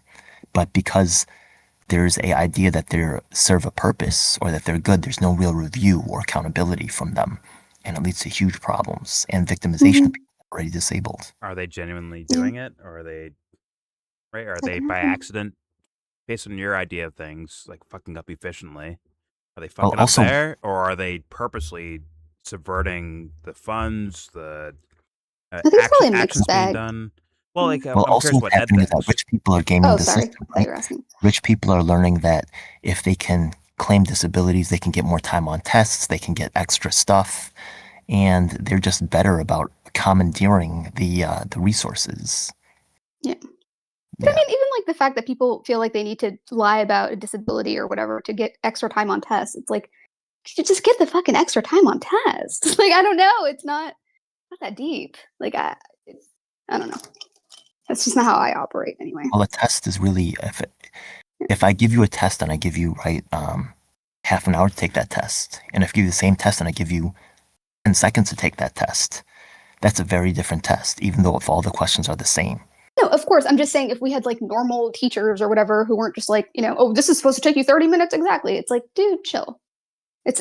People wouldn't have to feel the need to like lie about their disability in order to, like if somebody needs an extra day to do an assignment. So what? Time is part of it is relevance. Time is part of the test. Your ability I'm just saying that if people just behaved like normal toward each other in terms of like just kind of with compassion, I guess, and like empathy and stuff, I don't think people would feel the need to. Maybe some people might, right? I'm not saying anybody, but some people get compassion more than others. People that are attractive get more compassion than people that are ugly. It's just a fact. That's not really what I was talking about, but sure. So there's bias. I can easily flip the other direction, Ed, but that's sociology. It's neither here nor there. I mean, hey, man, the world got better, man. Robots are calling balls and strikes now in baseball. And that's the exact same phenomenon that you're talking about over here. So when we have tech overlords, maybe, but that's also, right, that's good and bad, right? Like, maybe when everybody's accountable and we have digital surveillance everywhere, it's good and bad. So we got to be careful. Fair enough, but I would use the words positive and negative versus good or bad. But I get what you're saying. The same thing applies. But I'll link this for. We have a timestamp there. I don't know if you wanted that or not. I'm probably going to re-release it though because I got it. I'm redoing some openers and stuff. This is actually like this is a pre version. So this is it's probably going to get re-released later on. You can see the title is like just isn't really like fleshed out. Yeah. But it's almost done. It's basically done. But this is a version that I made for the something called Rev Up. It's a not-for-profit for disabilities. But then I'm gonna make my own version. So some material got cut from this one. Okay. Yeah. You want me to share this or wait for your final version? You should wait. Honestly, yeah. Are you sure? You can share if you want, but I don't think anybody's gonna watch it. People don't care. I already want to share. So I'm leaving it up to you. Go ahead, man. You don't think they'll watch it. That's not true. Okay. That's not true that people don't care. Like I'm not necessarily like I'm not like immersed in the disability politics of it all like you are, Ed, but I definitely care. I appreciate that. Give a shit. I don't know. That's okay. I wouldn't just say like, oh, they just don't care. Like that's not true. I mean, sure, like there are people who just don't, but there's people who do as well. I feel like it's kind of rude to just, like I'm interested in the video. I want Ed to walk past this melodrama and just say, "Yo, Jordan, post this." Okay, gotcha. Yeah, that's all I want. Tell the squirrel to post it. Yeah, well, just so you know, we actually had it at CUNY Law School, which was pretty cool. And the thing is that even though we worked pretty hard to advertise this, the only people that showed up in the audience were actually 3 or 4, and that's not in this version. And wait, it might be at the end. 3 or 4 not-for-profits. And they were all disabled, and then and then the campaign people for the candidates, but there was no attendance from regular not-for-profits or for even the public at large, even though we tried hard to advertise this event. Well, because a lot of times they think of people like that living kind of in the margins, right? Like in terms of like they're kind of like in between like quote unquote reality in terms of because though they don't work, so they're not they don't have the quote unquote capacity, so they like people don't it might not be at the forefront of their mind, not necessarily for like vicious reasons. It might just like honestly be just ignorant of that as well. You're right. I'm not trying to make it all bad, but the thing is really marketing. So the thing is that you could see like this guy named Chuck Park, who's recently like he'll have 100, 200 people at his town halls and stuff like that because the marketing right now is really pushing him and the not-for-profit industrial complex and stuff like that. So I'm not saying it's all bad or for necessarily nefarious bad reasons, but there just isn't the marketing or the relatability for this particular issue. And it's cool we got all the cans to show up, all 4 of them. So, and that's significant. So but even in the when the moderator talks about it, he says that when we had the mayoral interview, we only had 2 candidates and both of them ended up not qualifying and dropping. But this time we got all of them, right? And because remember, this race will determine whoever gets into this seat will hold probably a political dynasty that will last decades. So they're much more hungry about taking any opportunity to come out and talk to them. Fucking wrong way to fucking look at things in the first place, but fair enough. I get what you're saying. Like I do find that the people who are trying to like do the right thing with these kind of things are usually not the best with marketing. They're not really concerned about like, I don't know. It shouldn't be like you should care about all of it, but it's just yeah. Yeah, and the money that's flowing in, like we just cannot compete. Like I barely was able to put this. I actually put the video together, and you can see it's kind of like ghetto, but you know, it's it doesn't matter. I think it's about the point. Yeah, for sure. Yeah. But what does it have? Like 5 or 6 views right now? If it's like a grainy video, it's like all the people who you could see, like the people who are in my circle have an opportunity. Like I'm not mad at them. They got other things. It's just the marketing too. So it's a combination of factors. I'm not blaming my audience, but no, I didn't think you were. I was just making a I would point. fucking shit on them, bro. They need to be shitted on. Shit on them, man. That's my personal opinion. Sorry, personal opinion. I'm gonna shit on them. Okay. Be personally. Sorry. Also, is Claire single? I think she's beautiful. Oh my god. I think I'm kind of in love. The eyes to the glasses to the eyebrows to the hair. I'm like, oh, you're I do beautiful. like her glasses. I like the. It's the so circular. nerdy looking. Those look like it's so actually they look hot. like a smaller diameter of glasses like that. Because I'm very specific. I won't go larger than like 47 millimeters because I have a narrow face. I just I hear wonder nerd if those talk are right like now. 48s or 47s. What? We're It could be here now. 48.5s. Who knows? Go ahead. You know nothing about glasses diameters. Like, shut up, fucking nerd. Fuck Because nerd. I wear glasses, Jordan. Whatever. Anyways. No one cares. See? No one cares. That's right. About my debility. I will link this video. You can see that, and hopefully Ed sends me the other thing. I guess it happened already, but still, just for reference sake. Yeah, and also if anybody is interested in getting glasses that are not kid size, but they want something narrow, like 47s, the Ray-Bans are usually pretty good, and they're on sale right now. If you're under 4'2", it's not about height; it's about the narrowness of someone's face. Says like head shape almost. Okay. Anyways, let's play political jibber jabber. Shit. God damn it, Ed! Make my shit feel insignificant. Dare you? It's lagging. I have to leave and come back real fast. Hold on.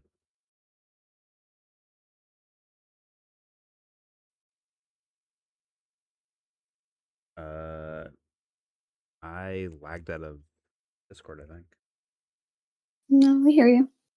All right, my whole screen froze. We hear you, and we see what's his name, Slavo. All right, I'm good. All right, here we go. Police and women's sport and so on. And in other words, once you start denying science and biology and censoring free speech and so on, actually, this is all very fascist. If you stop wanting a state to enforce all this, right? Or sorry. I tend again to agree with you. I criticized from the very beginning wokeism, political correctness, whatever you call them, not because they're too radical, but I think this is a typical, for me, wokeism is one of the ways of how to talk a lot and pretending to change things without really changing society. What did this politically correct feminism effectively do to make women's flapping your gums? Better? Concrete flapping problems. your gums. That's what he said. Abortion rights, health care, and so on. So here we totally agree. But what I find, again, specific about Trump, and that's what worries me, is I cannot but call it self-consciously clownish character of his rules. Are we aware of the vulgarity of his speech. And that's not ordinary fascism. No, fascist leaders would never speak like that. What I'm only saying, you know where I see fascism? I remember when Trump sent National Guard to California, and he was asked, but aren't you violating the law? You are only allowed to use the army against foreign enemies. And his answer was close to fascism. His answer was, but those we are fighting there, immigrants, big corporations which use immigrants, this is a foreign invasion. So but Trump's argument, all right, Trump's argument. Trump, wasn't he basically saying like, hey, we accept these kind of quote unquote illegal immigrants for the sake of helping out hotels and farming and yada, yada, yada, where once again, he plays like a character on screen for us, but what actual policy is he actually enacting? Yeah. And I was hoping that that Zizek guy would pick up on that. At least go more towards substance. Like there's like on the surface, like his character that he plays on TV. Then there's like here's policy. Then beyond that, I was honestly hoping like beyond that, beyond just policy. Like okay, what's the actual character, the actual makeup of the person we're talking about? Like where's that at? That's what I was hoping for, but I have not exactly gotten that yet. Now I'll be fair to him. Maybe he's like, oh, listen, the audience wouldn't get it if I said this. Okay. But say that then, please. Say that. Say like, hey, if I say these words that I actually believe in, you guys wouldn't get, so I can't say it. Which is kind of pompous, right? But still, it's honest. I want to hear that if that's where he's at. But right now, I'm hearing a reading of the character that Trump plays on TV. That's what I'm hearing right now, unfortunately. But let's see where he goes. Be fair to him, give him a chance, and obviously the Warren Smith pushback. Here we go. And his answer was close to fascism. His answer was, but those we are fighting there, immigrants, big corporations which use immigrants, this is a foreign invasion. So but Trump's argument, all right, Trump's argument, because I've heard him use this when he extrapolates it, is that he will push the existing law as far as he can to suit his purposes, as I think most presidents have done. He does it in a more open, rhetorically inflammatory manner. But if you actually study what he does, often he gets kickbacks by the courts, and he doesn't then try and usurp, from what I've seen, the court authority and just bypass it. Now, that would be fascism. And similarly, when he lost power in 2020, although we had the appalling scenes on January the 6th, ultimately Trump did leave the White House. I mean, he didn't try and just stay in the White House or stay in power. So, yes, it was appalling and reprehensible what happened that day, but a real fascist wouldn't have left, right? They wouldn't have accepted the result of an election at all, wouldn't have left the White House, would have carried on just running the country. So again, I'm just saying that Trump can often sound like he's a fascist, and I understand why people then assume that that's what he is. But in terms of his actual actions, until I see him literally usurping American law and just ignoring it and doing whatever he wants, I don't think he does that. I think he pushes the door as hard as he possibly can. What if I know this argument's possible, so I might as well just walk through it. So okay, you could say Trump followed all things, like once it went to court and was considered and they said don't do it, he held back. Okay. Sure, that makes him like he doesn't cross the checks and balances of the Constitution.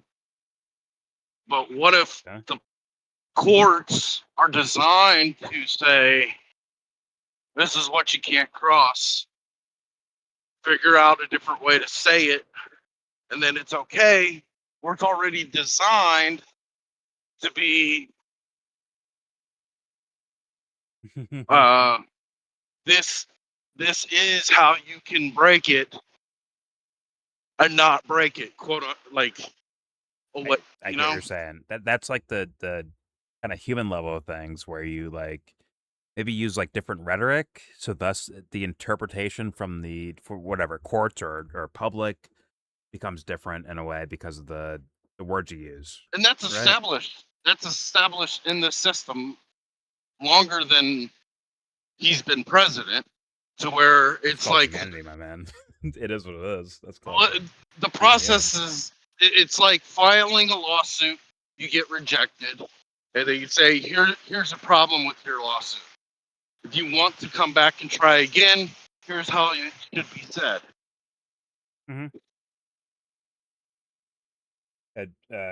Re-argue with different terminology, maybe, or a new statute, maybe, like even on that level, right? Where it's like, let me find like a different statute that can actually make this work.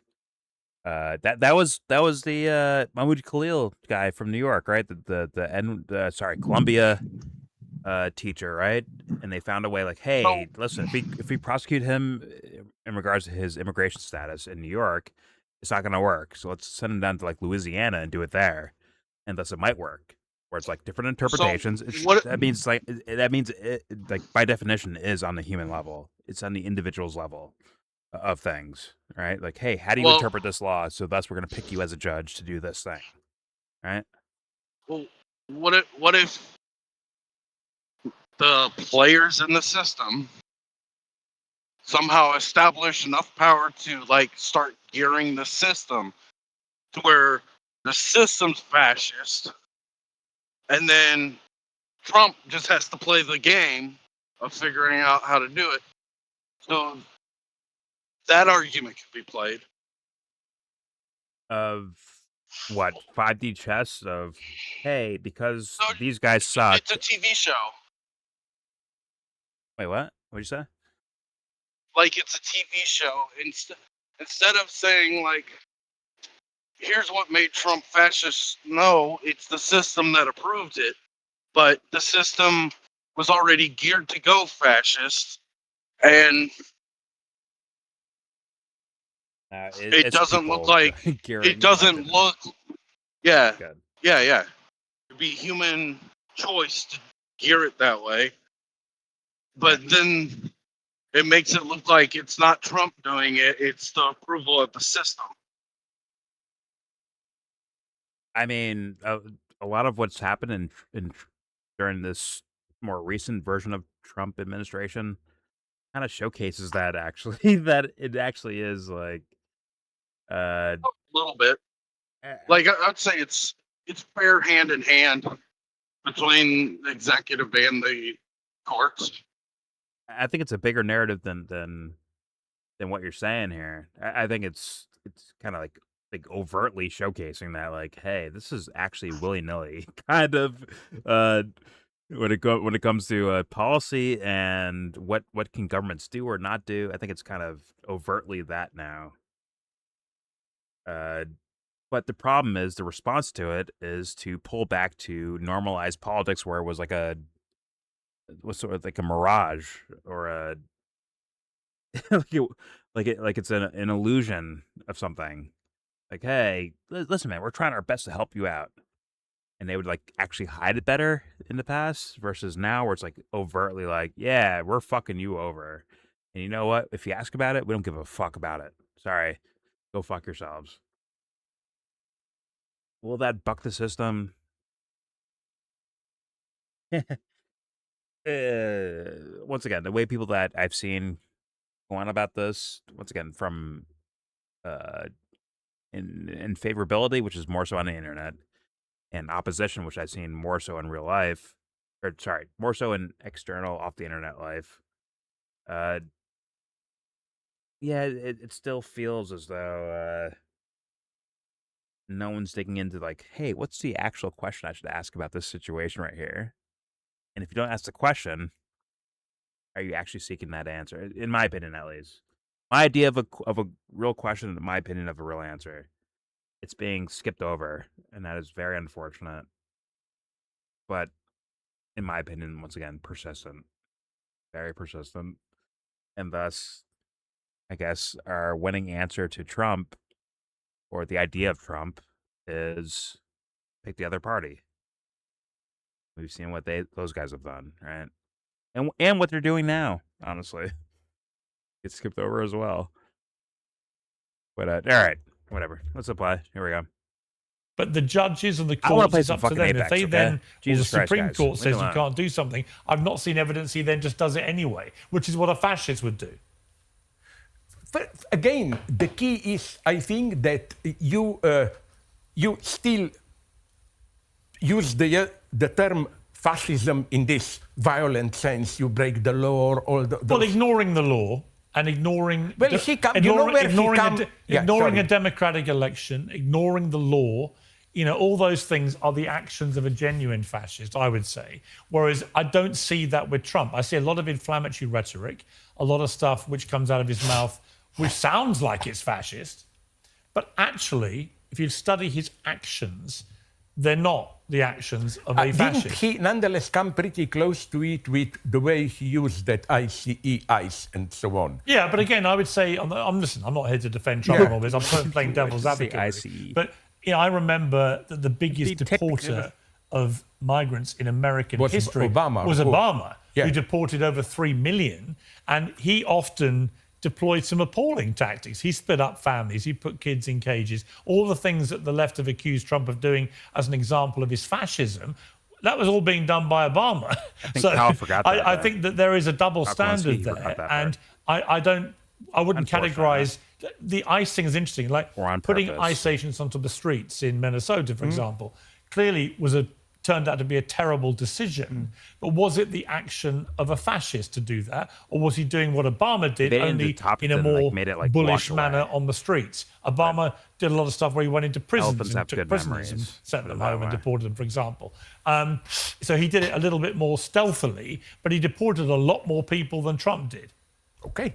Now, I agree with this, but the paradox of Trump is, for me, the following one. He and the entire MAGA movement and so on claim to be radical liberals. Yes. Some of the people whom I call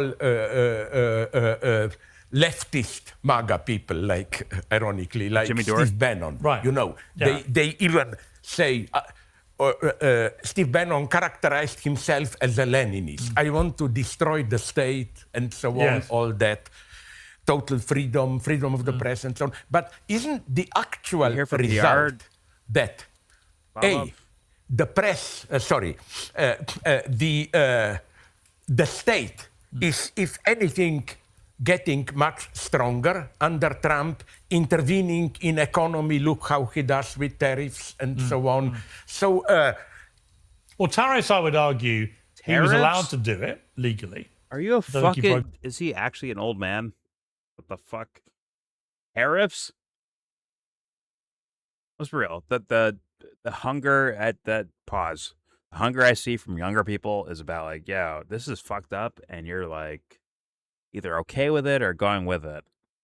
Versus fucking tariff, some sort of like suit and tie economics whiz kid thing, right? Versus like the sensibilities of like the spirit of things are not right now. It's like skipping that, which I thought this Slavoj Zizek guy would lean towards, but I guess not. Tariffs, relationship. Oh my God, the relationship with France, it's been broken. The relationship with fucking Britain or Canada, it's fucking broken, man. Things are bad. We're losing our global allies. Like, that's not a fucking argument from, like, the fire of the youth, in my opinion, right? It's not the fucking case. I hope not, at least. Other than, like, the suit and tie ones. Like, the regular kid out there is just, that's, like, looking into politics, or like, yeah, something's not right here. It really is on, like, dumb guy logic level, where it's like, something's not right here. We should not do bad stuff. Or something like that. Fucking tariffs? Okay. All right. Here we go. Fuck it. In economy, look how he does with tariffs and so on. So tariffs. Well, tariffs, I would argue, fucking CNN he was the whole allowed day? to do like, it legally. Come on. I don't think he broke any laws doing his tariff. No, but aren't you like staring at the campfires that are happening? He genuinely has a conviction, because he's expressed it to me for 20 years, that America's being ripped off by unfair trading arrangements around the world, particularly by China. And so he's always wanted to do this. And actually, there is an argument it was beginning to work quite well. If you're America, it was beginning to work quite well until the war with Iran, which has thrown everything up in the apple cart. So, again, is that an example, the tariff war, of fascism, or just a president who has a worldview that America's getting ripped off with trade and wants to rebalance it in America's favour, which many Americans might agree with? Piers is doing every effort he can to bring it back to like the shallowest version of this topic could possibly be. That's what Piers is doing. Like, but what if he believes it? So that's fascism. What? Instead of like asking like question or answer expanding statements that can like lead you to a bigger conversation about things. Here's just like going the opposite direction. He's actually going with the aesthetics instead of the substance, unfortunately. I mean, but typical, right? With Piers Morgan, kind of typical. But, all right, here we go. Fuck, man. My argument here would have been... Where's Warren Smith at? Can we bring him on? This we bring on the secret more scholar? Complex line of thought that what we are getting now in United States and many other countries is no longer the old global capitalism. Right. Something new. That's true. Something new is emerging. It's a much more isolationist Not worldview. only isolationist, but at the same time a new structure of power where I don't fully agree with Yanis Varoufakis, who likes to speak about... he came on the show last week. Really, neo-feudalism and so on. But it's true that figures like Musk, Jeff Bezos, and so on... Well, I'm going to bring that up, actually, because you've got a particular issue with the Silicon Valley broligarchs, as they've been called, saying they are part of a slide to fascism. You've called out Elon Musk and Peter Thiel. In particular, you pointed to the recently released Palantir Manifesto, released in April this year, a 22-point document outlining a militant vision for Western dominance through advanced AI and military software. Now, full disclosure, I'm a stockholder in Palantir, and I have invested in Elon Musk with various companies like Tesla and so on. So, I put that on the record. I've interviewed Peter Thiel. I found him a very interesting character, a very... fascinating views about stuff. So what is your actual view of these people? Are they bad people, or are they just having too much power? No, neither. I just think that they are I said this in the other recording about a different topic, but it's like, hey, give everyone hey, God's going on vacation. You're now God. What do you do? And that will tell you by your own standards who the fuck you're dealing with, in my opinion. And my guess is, for the most part, be either a dumb fuck child just trying to like rumble through the world, right? Or full of shit. But then again, if you're full of shit, you're also very ignorant, in my humble opinion. But whatever. Unfortunately, the philosopher psychoanalyst has not thought of that thought experiment before, or seemingly hasn't thought about it, in my opinion at least, and relegated everything to social, material events. Unfortunate, but don't worry. I'm dreaming about playing Apex right now, more so than doing this video. You know what? I'm here. Here we go. Longer capitalist. I'm just trying to be honest. That's sense of the word. That's all I'm doing, guys. I would put it like this: they privatized. I'll never lie to you. They have under control something that play Apex. In the old social tradition we call mediocre commons. Fucking shit. They are not simply big capitalists against or controlling workers. Like lap people. They control the very space of exchange between workers and capitalists. This is something new. It's a new form of not absolute monopoly, but monopoly. But if Elon Musk, for example, is generating enormous numbers of jobs, interesting as he ideas is through his company SpaceX or Tesla, maintaining if what he's doing he just said Peter Thiel isn't bad, so it's okay to invest in a Palantir. Now we entered another very problematic domain. Here I find Musk at his most dangerous. You see, I think maybe you fell into a trap here because you said paraplegics and so on.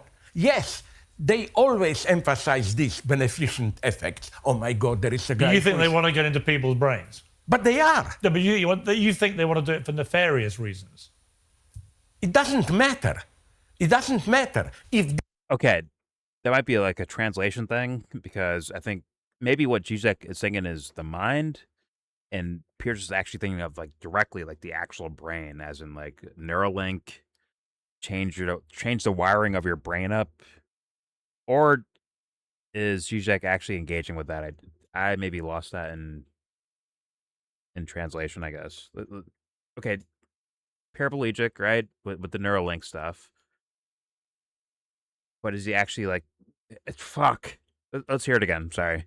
Musk at his most dangerous. You see, I think maybe you fell into a trap here because you said paraplegics and so on.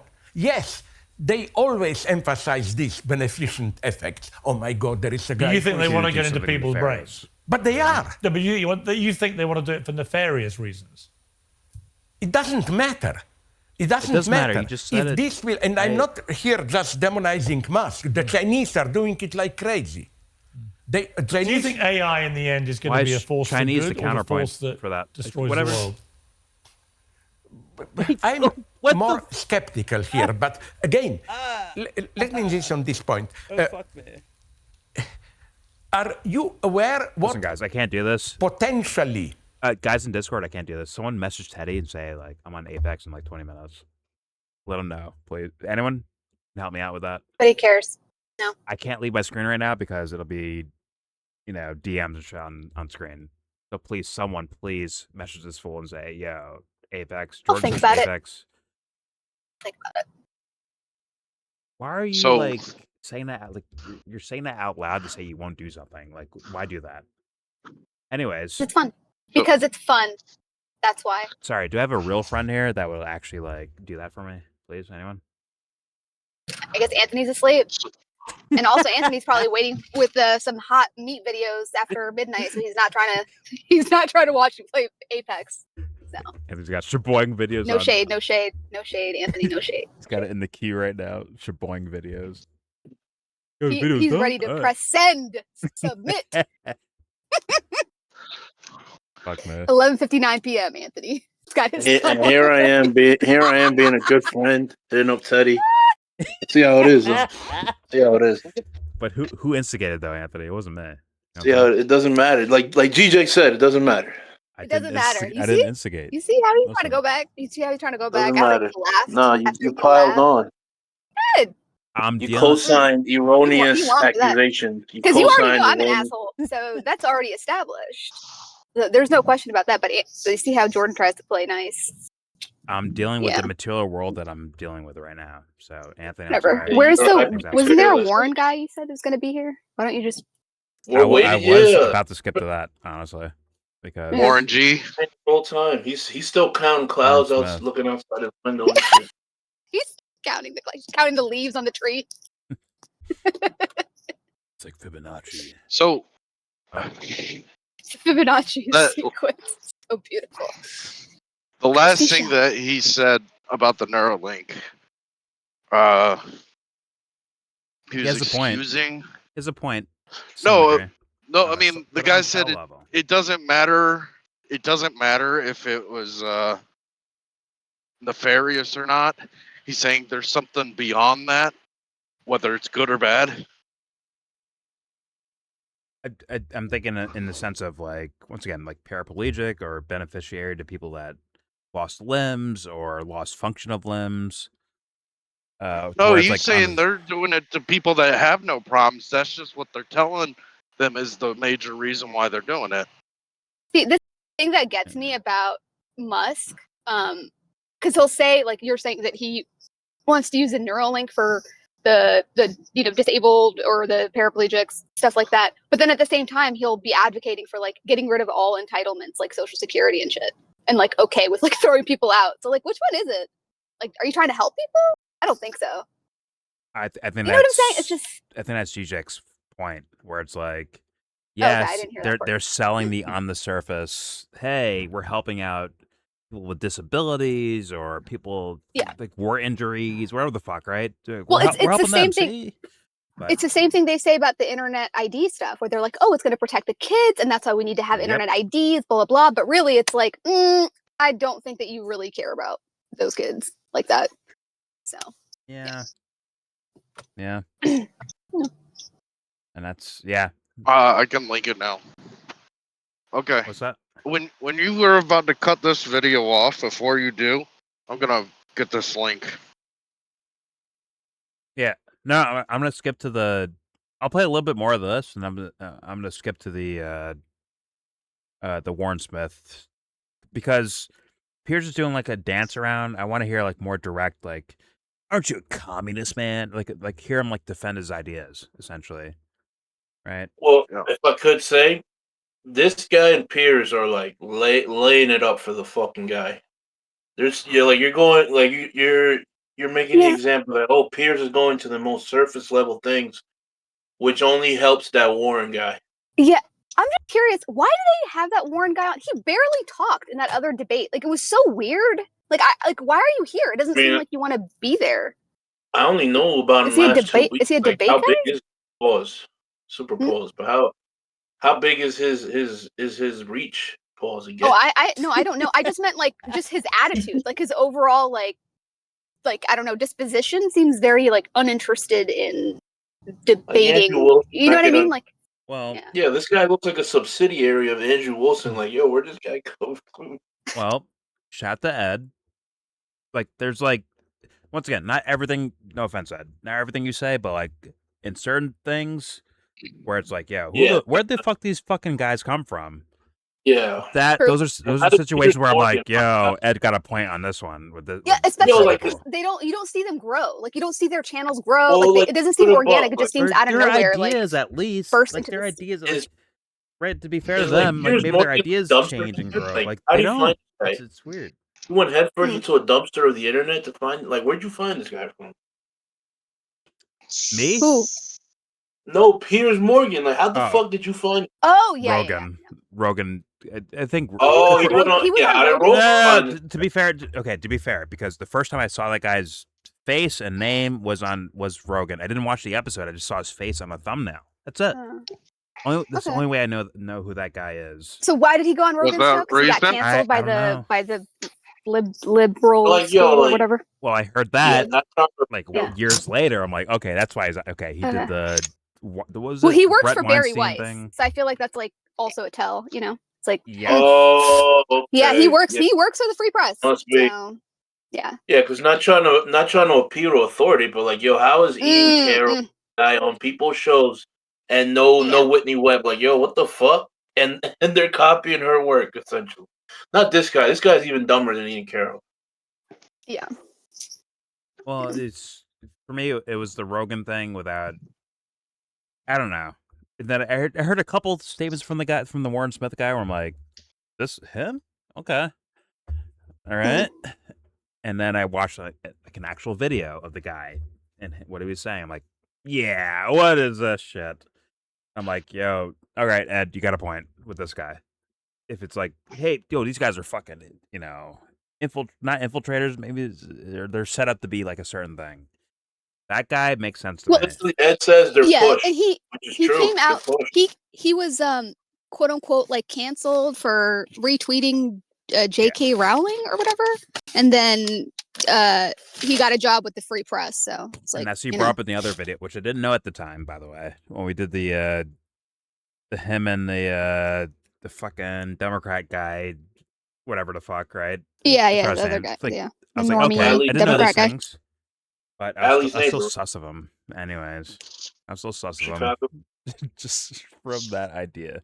The Brett Weinstein, Jordan Peterson, like, hey, I said these things on campus. I got canceled for it, man. It's already sus to me. Personally, once again, it doesn't make you a genius all of a sudden, but people will buy that, and thus someone can like take advantage of that. And that's where the susness comes from, for me, at least. But I want to play a little bit more of Slavoj, whatever. I'll play a little bit more of this, then I'll probably skip to the Warren Smith part. But here we go. Radical thing Neuralink is. It means that I want to play potentially, if my thought processes are directly readable, open to a machine, then ultimately we are losing the intimate sense of the self. We are put at the same level, our brain is open, and especially if another person controls what they put into my mind, I find that literally, if Neuralink will explode, it's still doubtful, then we will no longer be human in the usual sense of the word. Because being human means reality is out there. I have here my mind. I can freely engage in hypotheses and so on, all that. I think all this disappears. Okay, to make... I have to stop him there because it begs the question of what does that self mean to you, Slavoj Zizek? What does that mean to you? Because that will not decide for me, but like it'll add some more evidence in regards like what the fuck do you actually mean by what you're saying? What do you mean? But like, you understand what he's saying too at the same time, right? Yes, but it's like, what are like human faculties? Is it chemicals flowing towards the brain or the heart or the gut or whatever part of your body, right? Or is there a ghost in the machine? Is it something else? Like, what are you meaning by all of that? I'm saying it's gloves. Like, it's summertime, man. Gloves off. Say what you mean. Like, say it for real. Like, I want to hear that. Like, what does he mean by that? Which will actually like give me more of an insight of what he means by all of his political ideas as well. It really would, honestly. But I don't know what he means. Hey man, if the brain and the body, it's all just like strictly like chemicals of why we do what we do, then why would a Neuralink be so foreign to you? Honestly, like, be honest with you. Like I don't get the exact difference there. I get what he's saying, like on the surface, but like it's being explained in a way, like a shallow way. But it does sound like he's like aiming towards something, but he's not saying it exactly. And I'm like, yo, fuck that. Say it exactly. That is actually Elon Musk's argument, is that because we're just, chemicals and whatever, biological beings, organic. That's why it's not any robots, different. Essentially. Mm. Organic robots produced by nature, in nature, small n nature, as in like, fruits and berries and trees and whatever the fuck, right? Instead of like, existence, like that version of nature. Yep. Yeah.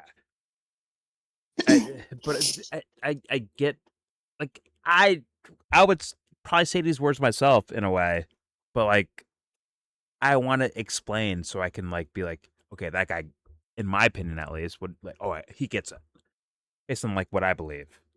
I want to hear that. And hey man, if the audience doesn't get it, fuck them. No offense to them, but fuck them. Say it anyways, man. Let it be known. I don't want like my artists like, curtailing their fucking ideas of the world for the sake of the artist won't get it, so I can't say it that way. Fuck that. Say it. Say it you. Say it yours. All of it. Say it. Say everything, everywhere, all at once. Say all of it. Let it be known. But, okay. Once again, on the surface, words that are easily computed, no offense to anyone, someone with like a robotic mindset, you can come up with these words. But it doesn't mean like oh my god, Zizek, he gets it, man. I can't do that. But I can consider the words. Let's play. And that's very interesting, actually. Here we go. we will no longer be human in the usual sense of the word.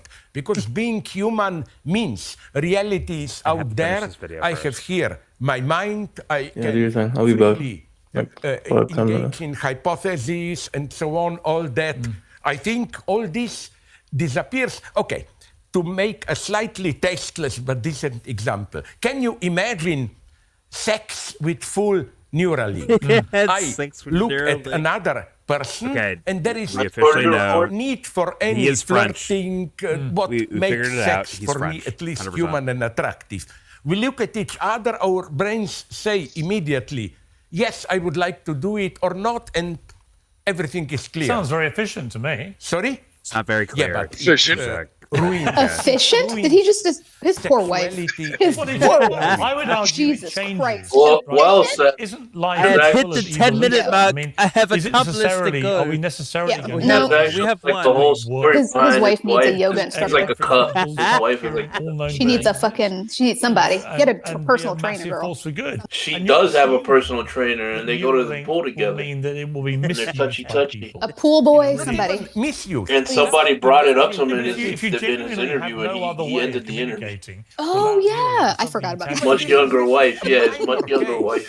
If you generalize Neuralink, it means again that we with it's all over social media of our thought. We become transparent. It's about. It's not about Zizek. It's about controls Piers. Space. Yeah, Piers. Do you not Piers? think? No, I am concerned about it. I mean, look, I don't know if you use the proper term. No, I'm radically not opposed. No, I don't know shit about Zizek. I'm sure his wife is lovely. That's why I am. I mean, look, the interesting thing for me is I've said this ad nauseum, but I did one of the last interviews with Professor Stephen Hawking. He's so French, but what will be the end of mankind? He's so French. He said when artificial intelligence learns to self-design, in other words, think for itself. I think he's Swedish. We'll all be dead. He's French to me, Anthony. A very interesting example. No French person has that. To this idea of, if you pull out an umbrella, we are all the time, I think, asking a wrong question, which is, will I become rich as, feel like us, and so on? No, I think this is a wrong approach. There is something specifically human that I will not be able to do, but what if it will develop a totally different spirituality and so on?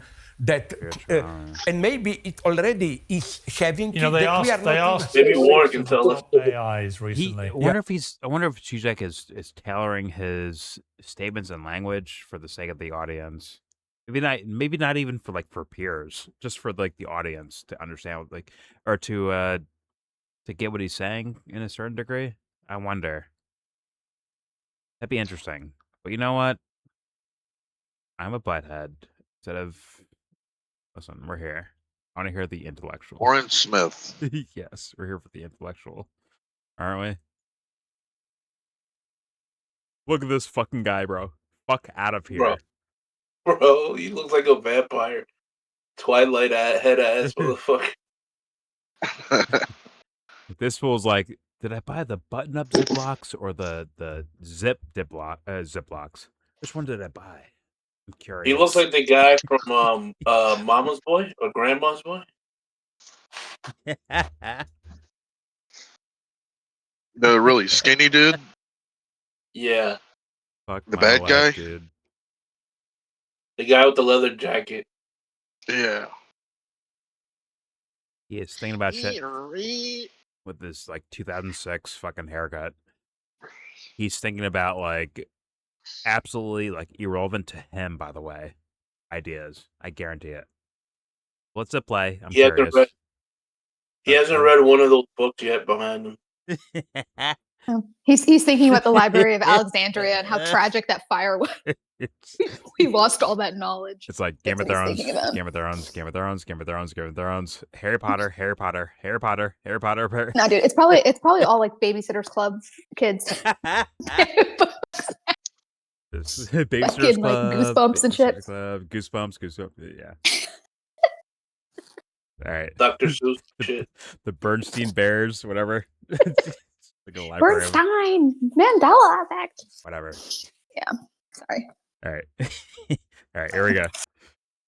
Listening to this, Warren, welcome to Uncensored. You're one of the world's great critical thinkers, so apply some critical thinking to what you've been hearing from he almost slapped his head it's a real honor to be able to talk to you, Slavoj. So I really appreciate this opportunity. I think it's an important conversation. I was just having this conversation yesterday. He's like, who are you? And the response I'm getting is similar to what you're describing, where the person claims, well, there are so many people that are accepting this new definition that just what makes Trump a fascist? Well, he's trying to get Jimmy Kimmel pulled off the air. That's what makes him fascist. Well, that's not fascism. Yeah, but if enough people claim that, if enough people understand it as fascism, doesn't that make it fascist? But if we're actually looking at the original definition, this guy is a pseudo-intellectual. Actually, that literally is how words work. By the way, they do change meaning like that. Oh, 100%. It literally happens all the time. So I don't know what. Like that's not an abnormal like. So blue can become red, just a matter of time. Yeah, but like this guy's like engaging with it on in my opinion at least, a kind of fuck, man. Oh, I think I want to say like pseudo-intellectual, but it's like in words technically like worthy, but like I don't believe the soul beyond, like the soul behind the eyes. I don't believe him. Like why is he fixated on that? Why is that his like? Imagine that being your crusade, is to fight off anyone who would dare compare Donald Trump to a fascist or Hitler or whatever. It's like, do you think Hitler was some sort of like special evil? Like, I don't understand. Like, why are we tiptoeing around this? It's like, no, that's reserved for like the most evil man who's ever lived. Hitler?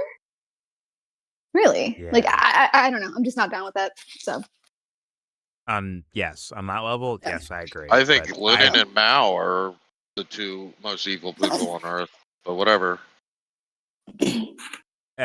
That's, once again, you have to know God for that one, Dubster. You said you didn't.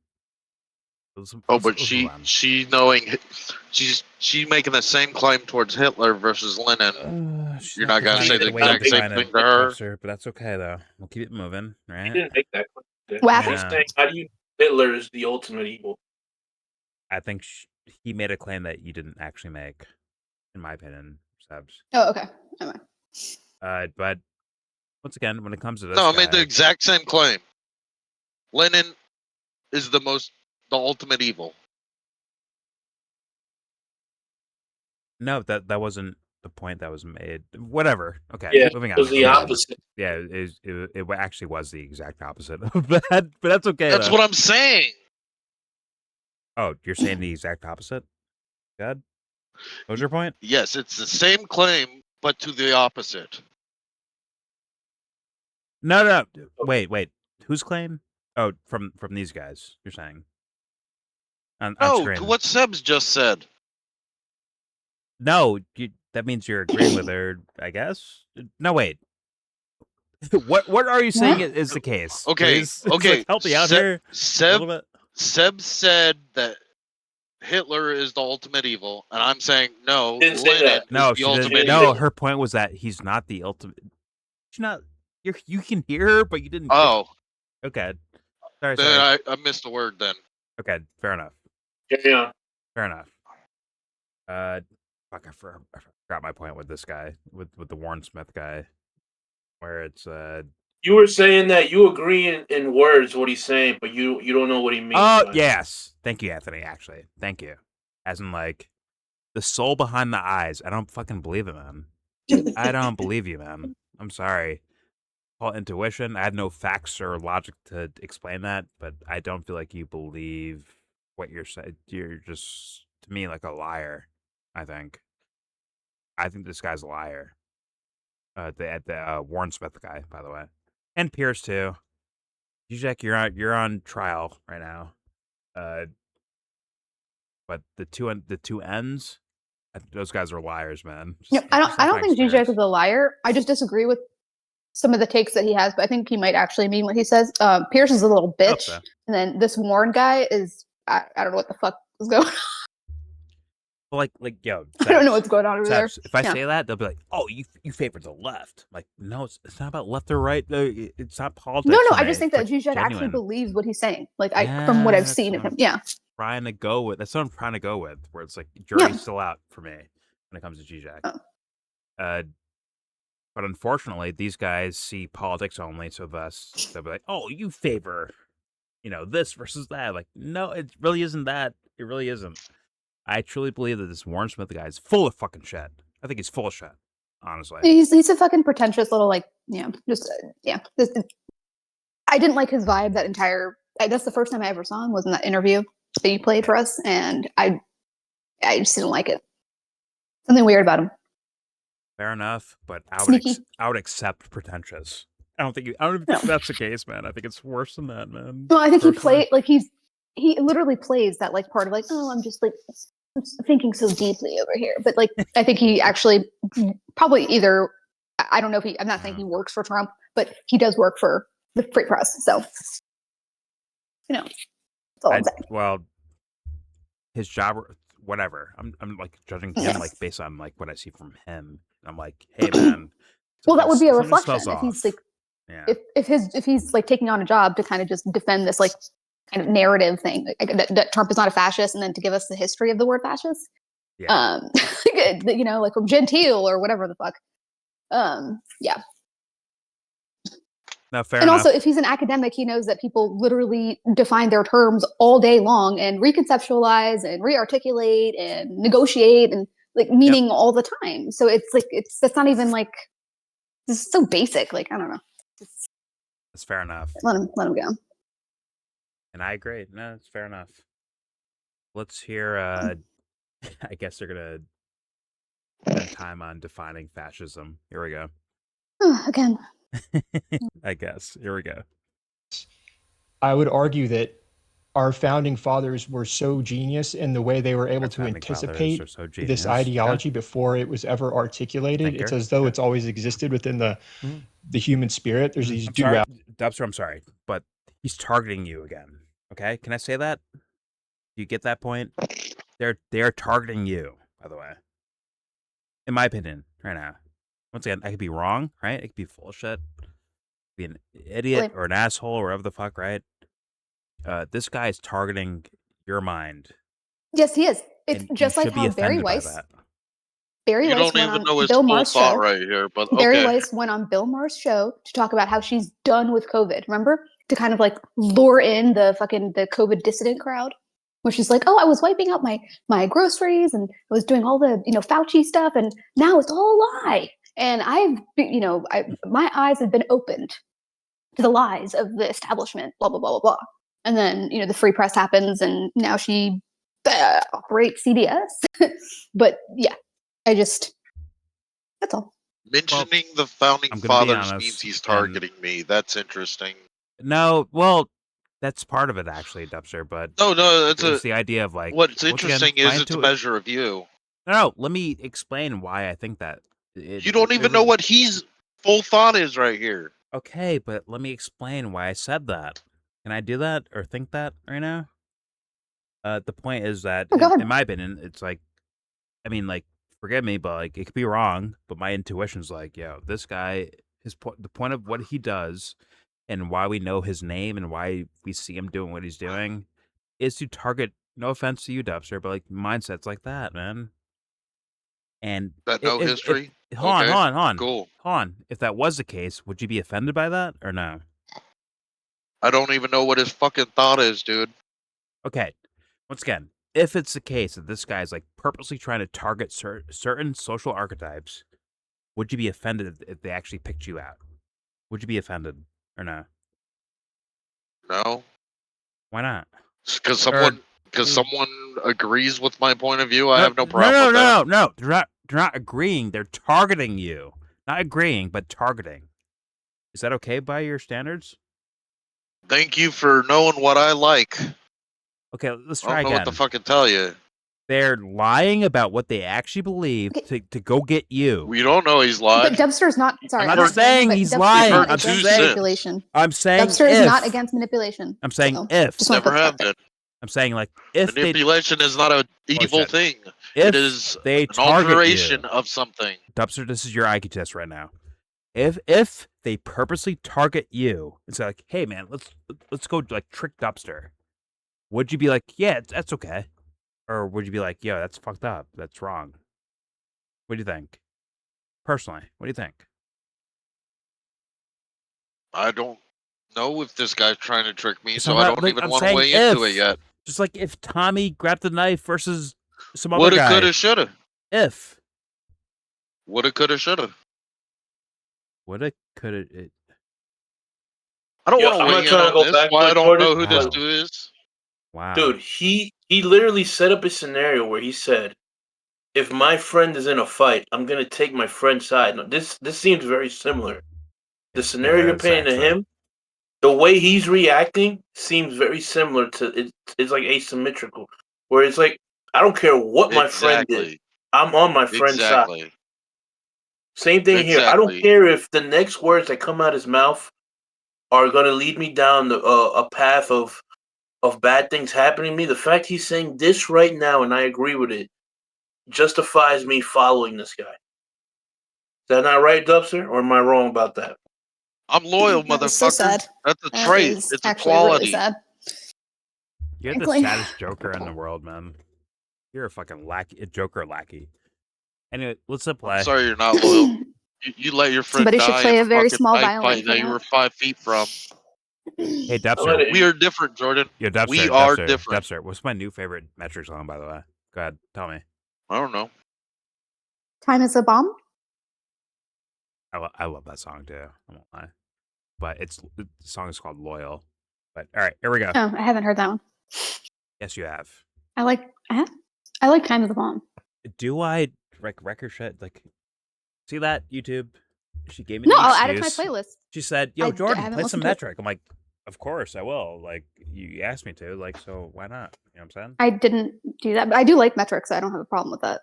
So, like, it's not torture for me. Anyways, here we go with the pseudo-intellectual Warren Smith, the secret scholar. Here we go. Purity through violence. I would argue that our founding fathers were so genius in the way they were able to anticipate this ideology before it was ever articulated. It's as though... Forgive me, I have to rewind, and it's lagging badly. Forgive me. Let me reset post real fast. Real fast. So the all right. I get what he's saying. I get where he's going with it now, but let him say it. Yeah, I had the... All right, here we go. It is fascism. Doesn't that make it fascist? But if we're actually looking at the original definition, the authoritarian pursuit of national purity through violence, I would argue that our founding fathers were so literally Donald Trump talks about that, though. I'm sorry, but he literally talks about blood and soil. It was ever articulated. It's as though it's always existed within the human spirit. I would call those dualities, dog whistles, whether it goes into communism, Marxism, targeting to a certain base. Like he does say that. They recognize this framework. What's wrong with acknowledging that? It's not crazy. Prevailing.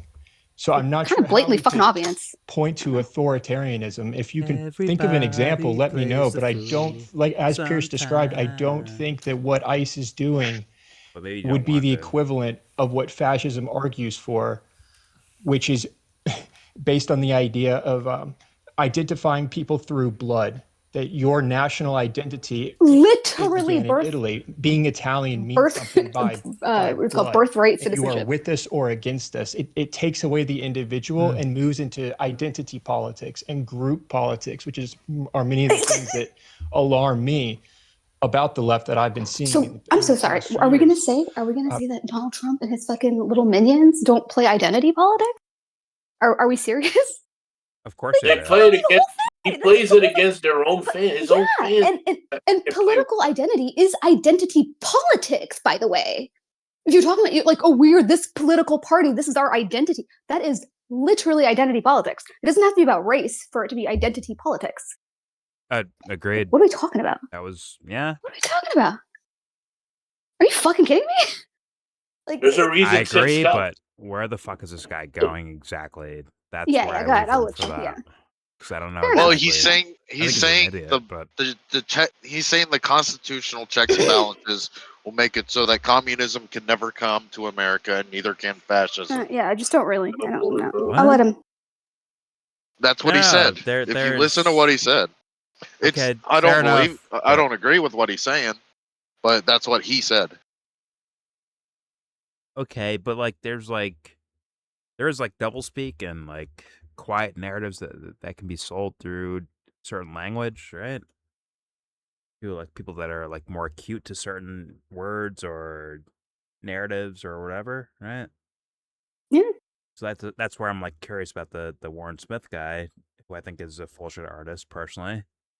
For whatever reason, for maybe his own fame, or maybe for something bigger, something other than that.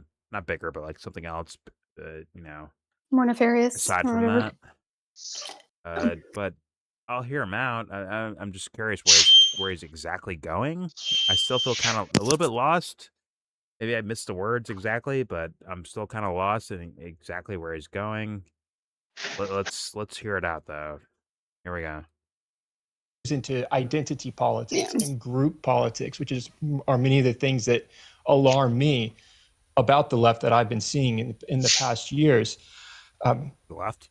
So I would also love to challenge you on this idea, because I have the opportunity to speak to what. And I agree, they do that, but you can acknowledge the other, like all the different sides as well. Like that's. I believe they call you that because you identify as a communist, and I would just challenge you on why are you comfortable describing yourself as a communist when over 100 million people have died under communism?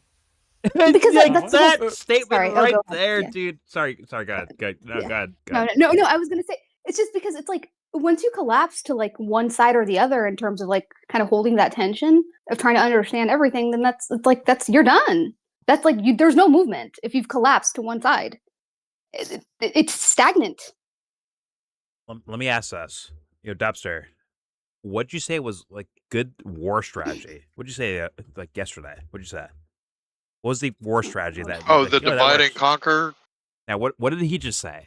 What did Warren Smith just say? What did he say? Why do you call yourself a communist? 100 million people died from communism. And you can't see the game there? You see the game there? What game? That's facts. You don't. Well, it's low. They might use it. It's low on the numbers. It's okay, more like whatever the number is. Stop, sir. You don't see that people can like use that to abuse others with. Divide and conquer. You don't see that at all, or no? What do you mean? Communism is divide and conquer. Yeah, but like if they say that, if you believe that and someone says it, does that mean they're legit or no? What do you think? Well, I mean that's a legit piece of history to know. Make the person like that's a legit fact. Does that make the person that's saying it legit? Okay. A liar. Now, what do you think about Warren Smith? What do you think about him? Is he legit by saying that? I don't know enough yet. He's gotten one thing wrong. Not somehow right and wrong. Like when it comes to like factoids, it's about like personal, like as a person.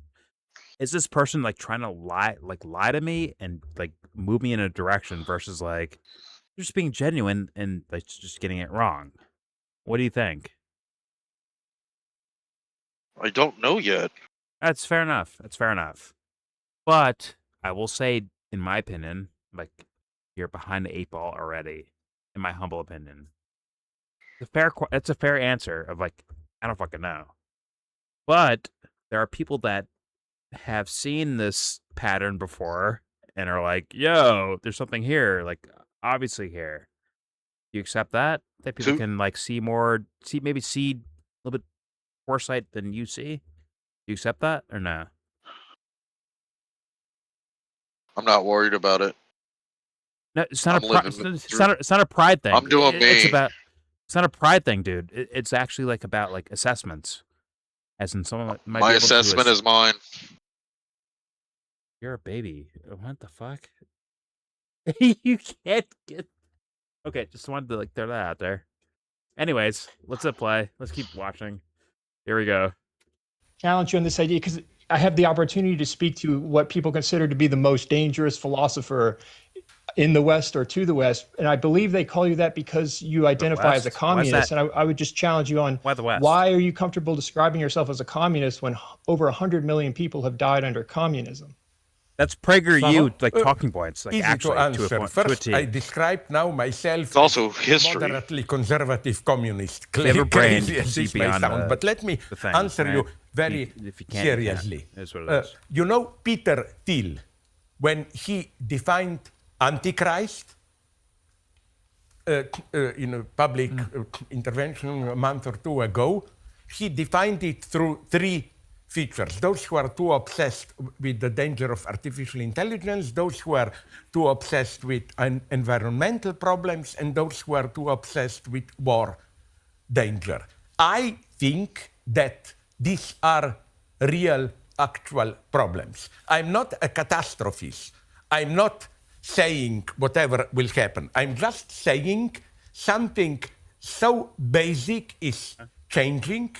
And my solution is not, of course, what we knew as communism. But I think, and I'm not even very original here, that the problems we are facing, look, COVID. There, I think COVID, Trump right? and Boris Johnson, I'm back there, I think you said COVID. The problems we are facing, look, COVID. There, I think, right? I think Trump and Boris Johnson, certainly not communists, acted almost in a communist way. You know, every family got a check for $2,000 and so on, direct state intervention. And I'm sorry, I have to call it, like, actually point this out for me personally, where it's like, it's almost like, shout out to the idea of Malcolm X, where it's like, by any means necessary, right? Where it's like, hey, we have to win no matter what. So thus, we'll use whatever quote-unquote system that's required to get shit done. And it's like, fuck you, I won. I played the game, I won, you lost. I really think like people like actually like think that way. So thus, it doesn't matter if it's communistic style or capitalist style or socialist style. It's more, those are more like dividers to like keep you guys from getting like in their territory. It's a play on you, you fucking idiots. Well, and in a way, you can argue that human nature exists in that too, because what does Dubster say? What does Caleb Maupin say? Oh, there's no, the actual true form of communism has never existed. The actual true form of capitalism has never existed. Yep. And they both pinpoint corruption as the reasons why. They both pinpoint malfeasance in the system as the reasons why that's never occurred. They say if we get there, it'll work, but we will never get there. So it's like, okay. But so what are you saying? And they don't tack right? Like, what are you? And all they want to do is tack on more policies. That's their remedy to the problem. To get as close as you can. It's so close. Yeah, more words on paper, not actual like realization. Why is there limitations to this perfect system we want? How are we so dumbed down, like like I mean, like on a philosophical level when it comes to like just or like the idea of like logic, quote unquote, right? Of logic itself. Why is it so either robot or just no effort? Like, why is it one or the other? Like, why isn't it like, hey, let me like take this idea and like make it into something that's fucking made of gold? How come it's never that? Never the answer apparently on a mass scale. For right now, at least, right? I can see it possibly as in the future, hopefully, or at some point, you know, that people will rise up and do something about what's going on in their own lives. But right now, it's just like it's kind of a nothing burger. And in fact, if you bring it up, it's called a nothing burger to your fucking face. Like, yeah, it's nothing. This is nothing. Right now, we need to focus on whatever. Communism, capitalism, whatever idea they fucking throw out there in front of you. It's like, but like, you can think bigger than these ideas, right, guys? They're like, no, you can't. No, you can't. Stay here. Then they attach an idea. They attach a scientific idea to a human being, saying this human being is going to be the vessel that gets us there. And then they succumb to the human being being a human being. It's not about the system. Yeah. So what got you there isn't exactly what's gonna solve your problem, because you don't even know what the problem is. Or they support once again, in word sounding like it's like humanitarian or based on Yes. preserving life or preserving like righteousness or whatever the fuck their idea is. They say the words for it, but in reality, it's like actually like mechanistic and materialist, and it actually is like Well, as robotic they as deal. Elon fucking Yeah. Musk is. It says like same level shit. It's like, dude, what are we doing then? Like, what's our point? That's a whole other thing too with Neuralink. Like, if you hear Elon Musk right now, he'll tell you, "Oh, it'll be this amazing, perfect mechanism." Let's say it happens. Oh, there's going to be all these trial and errors. You didn't say that when you were selling it to us. Now there's all these trials. That's what humans do. Oh, it's being a salesman, and then changing the reality or moving the goalpost as life is naturally happening with whatever the fuck these. You think that's Sarah on the beach? It's not Sarah on the beach. It's Sarah with a prosthetic leg, but you can't tell because her leg is so, whatever the fuck designed, perfectly like moving with her brain signals or whatever the fuck, right? So thus, Sarah's living her best life now. Like it's marketing versus like actuality, guys. Like I want to move like in that direction. Like what is it? What's going on here? Is Sarah her fucking leg or her whatever prosthetic she gets for her leg, which is beautiful, by the way. If she was born with a deformity or had war experience or whatever the fuck, right, where their fucking leg is gone, I want them to be able to like walk on the beach again and feel that feeling like sensationally, like physically wise, right? I want to see that. That's beautiful, but we're taking it to It wouldn't be the where it's same like, feeling. sure, but like still like. The mind encapsulating all the experience, like that's in my opinion like there. Oh no, yeah, it's not necessarily even like the feeling of it. It's like the what is it called? So I was talking to somebody recently whose mom is kind of going through like dementia and stuff, right?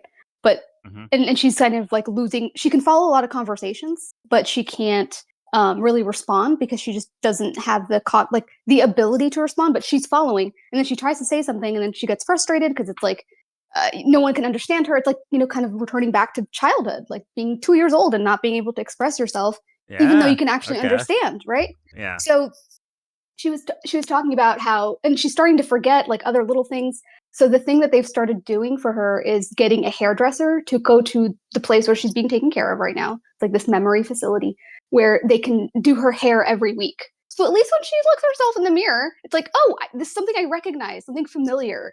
That like I know it's just like a dumb little thing, like, oh, I'm getting my hair done once a week, but like it literally made her feel so much better that there was like a huge change within like 2 months of doing that in terms of her being able to get out of bed. So it's weird. So it's not, I know it's like a really kind of insignificant small thing, but like it's just little things like that, like just like little things to kind of hang on to when you feel like you're kind of losing touch with everything, like transitioning somewhere else. Well, to be fair, the question is, are they having that experience, and who's deciding that?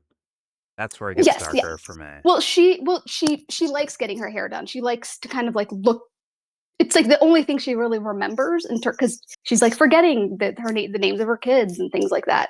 So it's like, oh, I recognize this woman. Like it's so insignificant, but it's like it brings her comfort to a certain degree, and I don't know. And I don't even think it's really about her hair. I think it's just like the recognition of like something that she still might be in touch with. I know that one. So that's the point. Yeah. So that's the more.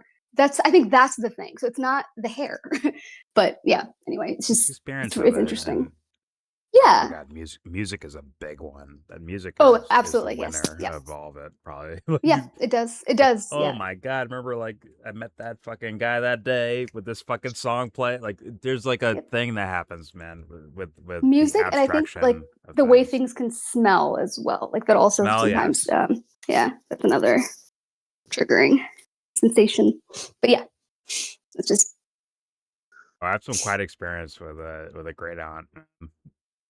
I like never knew her my entire life, but the first day I met her, something different. It felt weird. It felt different or weird or whatever the fuck. But yeah, No, yeah. There's. I think there's a lot more to life, a lot more to people. That when we're in our like, I guess, best minds socially, or like normally best minds, where they become like, oh, whatever, they're over there, or they're like they're once again little babies, or you're so old, you're out of there, over there, right? You're not part of what we're doing right now. Yeah. And then there's people that prey on that, and that's a scary thing to me. Quite scary. Yeah. And in fact, so scary it makes me angry. Then I look at these fucking fools. No offense, once again, Slavoj Zizek. I don't know him exactly yet so far. I'm trying my best. But the other two, I'm like, I smell fucking little cowards. I smell you little whippers. Well, Piers, we know who he is. Like, not we don't know, but like, you know, he smells. We know it. Yeah, a very strong stench from Piers. I don't watch the show for Piers. It's more like who he brings on and like the discourse. But he's irrelevant in my opinion. Yep. Sorry, Piers. I know it's your show, but like you're kind of irrelevant to your show. Yeah, agreed. And I heard the Warren guy before, and he smells to me sus as fuck. But yeah. I was hoping that in the sense of like a I gotcha thing would ask some questions towards Zizek to maybe like as like resistance to like what he's saying, right? Okay, defend your points. Make your case without sounding like a fucking full shit artist. This Warren guy might actually be like kind of dumb too. Like if he's keeps going back to this like the fascism thing. I'm so like I'm a little triggered by that. I think he's sitting in the same place that he was last time by the window. Well, he read on Wikipedia that the definition is this, and it's based on whatever Mario Party. Yeah, Mario Party. 1943 or something like that. Okay. Luigi Mangione. I'm sure you memorized. Luigi Mangione created fascism. Yeah. But all right, here we go. Yeah, once again, YouTube. I'm still recording, but guess what? YouTube. I really want to play Apex right now. Nobody cares. Shut up. I really want to play it. Like I'm down to play Apex right now. Teddy? Like you would think that like has you have to play this video before you. Hold on. As excited as you are to play Apex, you would think that you're always winning all the time. The people would think that you were like this like Apex champion, like you're out there destroying motherfuckers. Meanwhile, like every time you play, you are 3 games in a row, Teddy. All right. You are crying. Like 3 games in a row. Shut up. This game is rigged. This game is rigged. What is this? This isn't fair. Like that's the entire time to the point where Anthony and I have to turn you guys down so we can have a fucking conversation. I detect no lies from this liar. Can you wreck her? Listen, the game's rigged, but we're still shitting on people. Bro, you're crying the entire time. Who are you shitting on? Who are you shitting on? Oh, we're crying, but we're shitting on people. They're crying even harder. You're probably getting destroyed by some 12-year-old. That's the sad part. That's the sad part. He's fucking laughing in your face. Like he's like, "Fuck you, bitch." If you were with us, this is all my mom's money. If you were with us, you would understand. Anyway. You're too pussy to get the game. It's all good. So wait, Teddy, you're telling her to like boot up right now? Yeah, boot up. So. Exactly. No, it's just like the way that you're advertising. You're too scared Apex. to. Like, I'm so excited to go play Apex, and it's like to lose, to cry. Okay, go ahead. Sorry, Jordan. You have to play that video before you end your stream. It applies to all of this. What video? What was that? The one I linked in voice chat. Oh my god! It's like 3 minutes. You're gonna make me like walk through 13 hours of Matthew Hunter putting poems down. You're gonna make me go through that? Oh my god! Kidding me? No, go to the very last. I'll play it at the end. I'll play it at the end. Don't worry. All right, let's play. Here we go for now. So on, what I think is that the crisis we are confronting, no reason to panic, but nonetheless, cannot Apex is rigged. Resolved. It cannot be even properly approached through the standard liberal, democratic, multi-party political system. So we need are you pushing for a Apex, uniparty? Because people would claim that that's one of the primary attributes. I feel like if I did play Apex, like I would just be really good at it. I've got really good hand-eye coordination. Multi-party. No, I have really good reflexes, like a fucking cat. And so on. But I'm asking you, a simple question. Do you remember in northern United States, West and southern Canada, there 3-4 years ago, there was a mega heat wave. For mega heat wave. Seattle and Vancouver were, I guess, it's like a new warmer term. than Emirates and Kuwait and so on. Oh, it Emirati? means like a really hot. No, they had pretty really good hot. as far as Although it did get really hot really early, actually. Obviously, something wrong in the circulation he did not mean of the MAGA. air and so on around the northern pole. mega. Or artificial intelligence. Yeah, he said mega. I said MAGA. Sorry. We don't know I read MAGA. what is happening there. Really. Fair enough. We have to think. But in relation to Warren's question, that's an interesting one, isn't it? About you being. Did Warren just show up for the last 5 minutes of the show? Many Like people what? view communism As just an evil kind of mindset ideology. What is he supposed to like? The fucking cherry on top? Over 100 million people He at is least. the protector. It's been used in the same way that fascism and Nazism have been used to terrorize and oppress people and so on. So what do you say, Slavoj, to people that say, well, all right, you can be very anti-fascism. Most people are who are not fascists. But you defend proudly being a communist, and yet you know, because you know your history, just how malevolent communism has often been in the history of the planet. So how do you you can see about the system those two things? System right now. First, fucking Iranian schoolgirls. I've written much more than about fascism. I've written about communism. Oh my God, Zizek is and a good guy because we don't have Piers time to go into it. But what always fascinated me, and this doesn't make communism any better, is the difference in their functioning. Let's think about one thing. We don't have time to go into it in detail. In communism, you have these show trials. People torture, confess, and so on and so on. In fascism proper, at its worst, Nazism, so did Warren literally just come here to define fascism for us? Because I'm going to be triggered. I'm actually going to be triggered. Like dead ass. Fuck my life. If that's what he's here for. How many minutes are left? I just need to see. Probably like 5 now. You're fucking lying. No, 4. He literally came in here to define fascism? Probably. Well, technically, this guy's a fucking plant. He's a plant. This guy's a fucking plant. Sorry. No, that's weird. He's an intellectual. Okay, watch your mouth. Nah, dude, that's a fucking plant. That's plant behavior. Somebody water him, because that's a plant. He would be a rocket scientist, but like they kicked him out of school for his anti-identity politics. You know what I'm saying?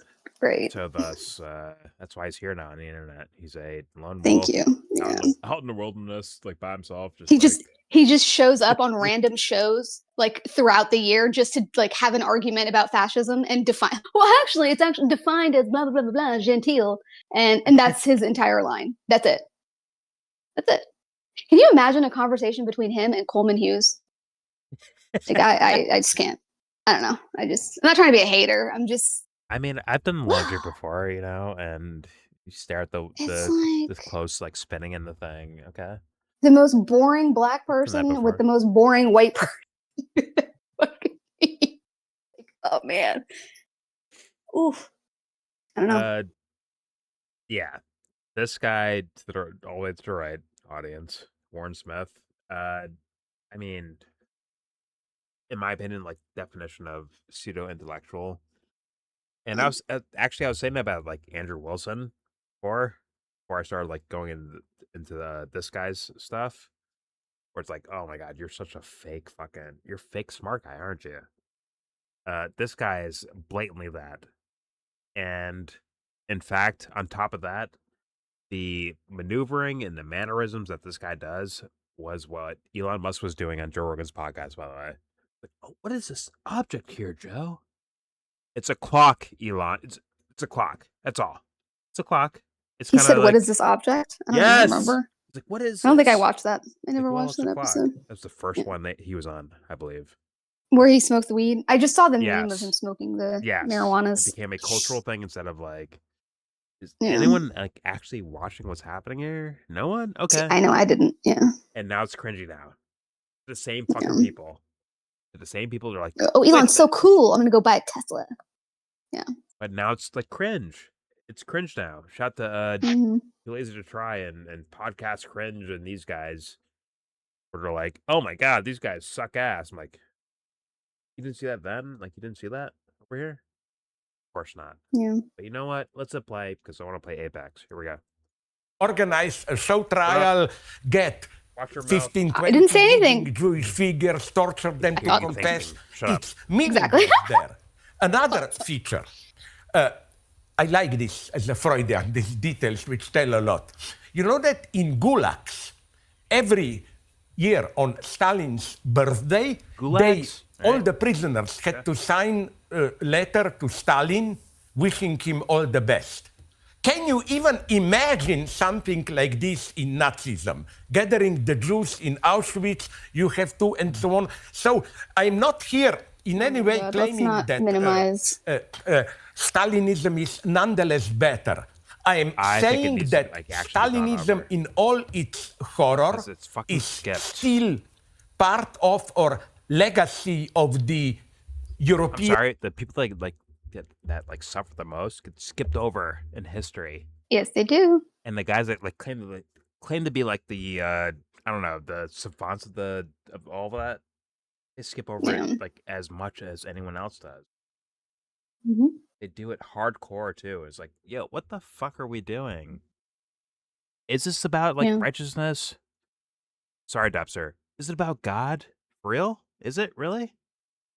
It's not. It's bullshit, man. It's social fucking sandbox shit. Kids in a sandbox playing together. You're the good guy. I'm the bad guy now. Like that type of shit is what's happening. And unfortunately, but that seems to be the case. But yet, motherfuckers engaging in it don't fucking realize it, and that's extremely sad. And once again, to be fair, I skipped a decent portion, but it feels like Zizek is not actually engaging in that realm of argumentation, seemingly. Once again, I skipped a chunk of this video, and there's more content on this guy or with him in it, right? But still, he's not engaging the way that this Warren guy is engaging, or Piers Morgan himself. And probably the audience. Let's be honest about that one, too. Audience is not fully engaged in that direction. Thus, unfortunate. Whether they're copiers of Slavoj Zizek, right? Or detractors. Either way. It's all sad, guys. It's not a happy story to point that out. It's a tragedy that's the case. It's a tragedy. Yeah. If I believe that, it's a tragedy in my own fucking psyche. If it's real, it's a bigger tragedy, right? If I'm wrong, like fine, whatever. But if I'm right, though, that is a major fucking tragedy. It really is. And thus we're here. You have to fucking engage with us. Sorry, Ed. I get grassroots, but guess what? The same phenomenon's happening. It's happening over there too. Forgive me for that, but it is what it is. It's a human problem that's not being addressed, and thus have to sit back and fucking scream about it, I guess. But you know what? Here we are, waiting for Apex. Dubster, I hear you gasping. What do you have? Good. But at least with the grassroots, we have a chance of holding them accountable. We could whine about Piers Morgan, but hold them accountable. His chance of you sure about that? I don't think anybody's whining about. It's not necessarily whining about. I reject that characterization personally. The chance of him actually having to deal with anything we say is very low. I reject accountable, personally. You reject what? I reject the idea of you being accountable. These guys being accountable to anyone. I reject that. Because if you fuck up your assessment, who's being held accountable? Really? Fuck up the assessment. What are you actually doing at that point? Make yourself feel better, which is fine. Okay, I get that. I empathize with that. I get it. But in the reality of actually you can't ask him to clarify. How are you actually doing that? It's just a one-way relationship. What's that? And then, yeah. I mean, you could have an impact, but the only way that you can really impact them is by not material. What does impact mean? And that's where it's going to be a problem, Ed. Like, I'm sorry, dude. What does impact mean? Like, I mean, like They vote they have differently? technology. Like, what's the They impact? even Piers Morgan doesn't even know that any of us exist, or and any of our critiques of him Okay. are really Didn't I meaningless literally? to him. Okay, I'm sorry. As a person, no sure, offense. but I literally just said Piers Morgan is quite literally irrelevant to this show. It's more about like the discourse that's happening around it, because the things that they're talking about are things that I talk to people about in real life, like, or just even in regular whatever, in internet world, whatever. Like, it's more about the ideas, the conversations that are being discussed than necessarily fucking Piers Morgan. You think it's like about taking down Piers Morgan? I mean, I don't know. It's just, it's not.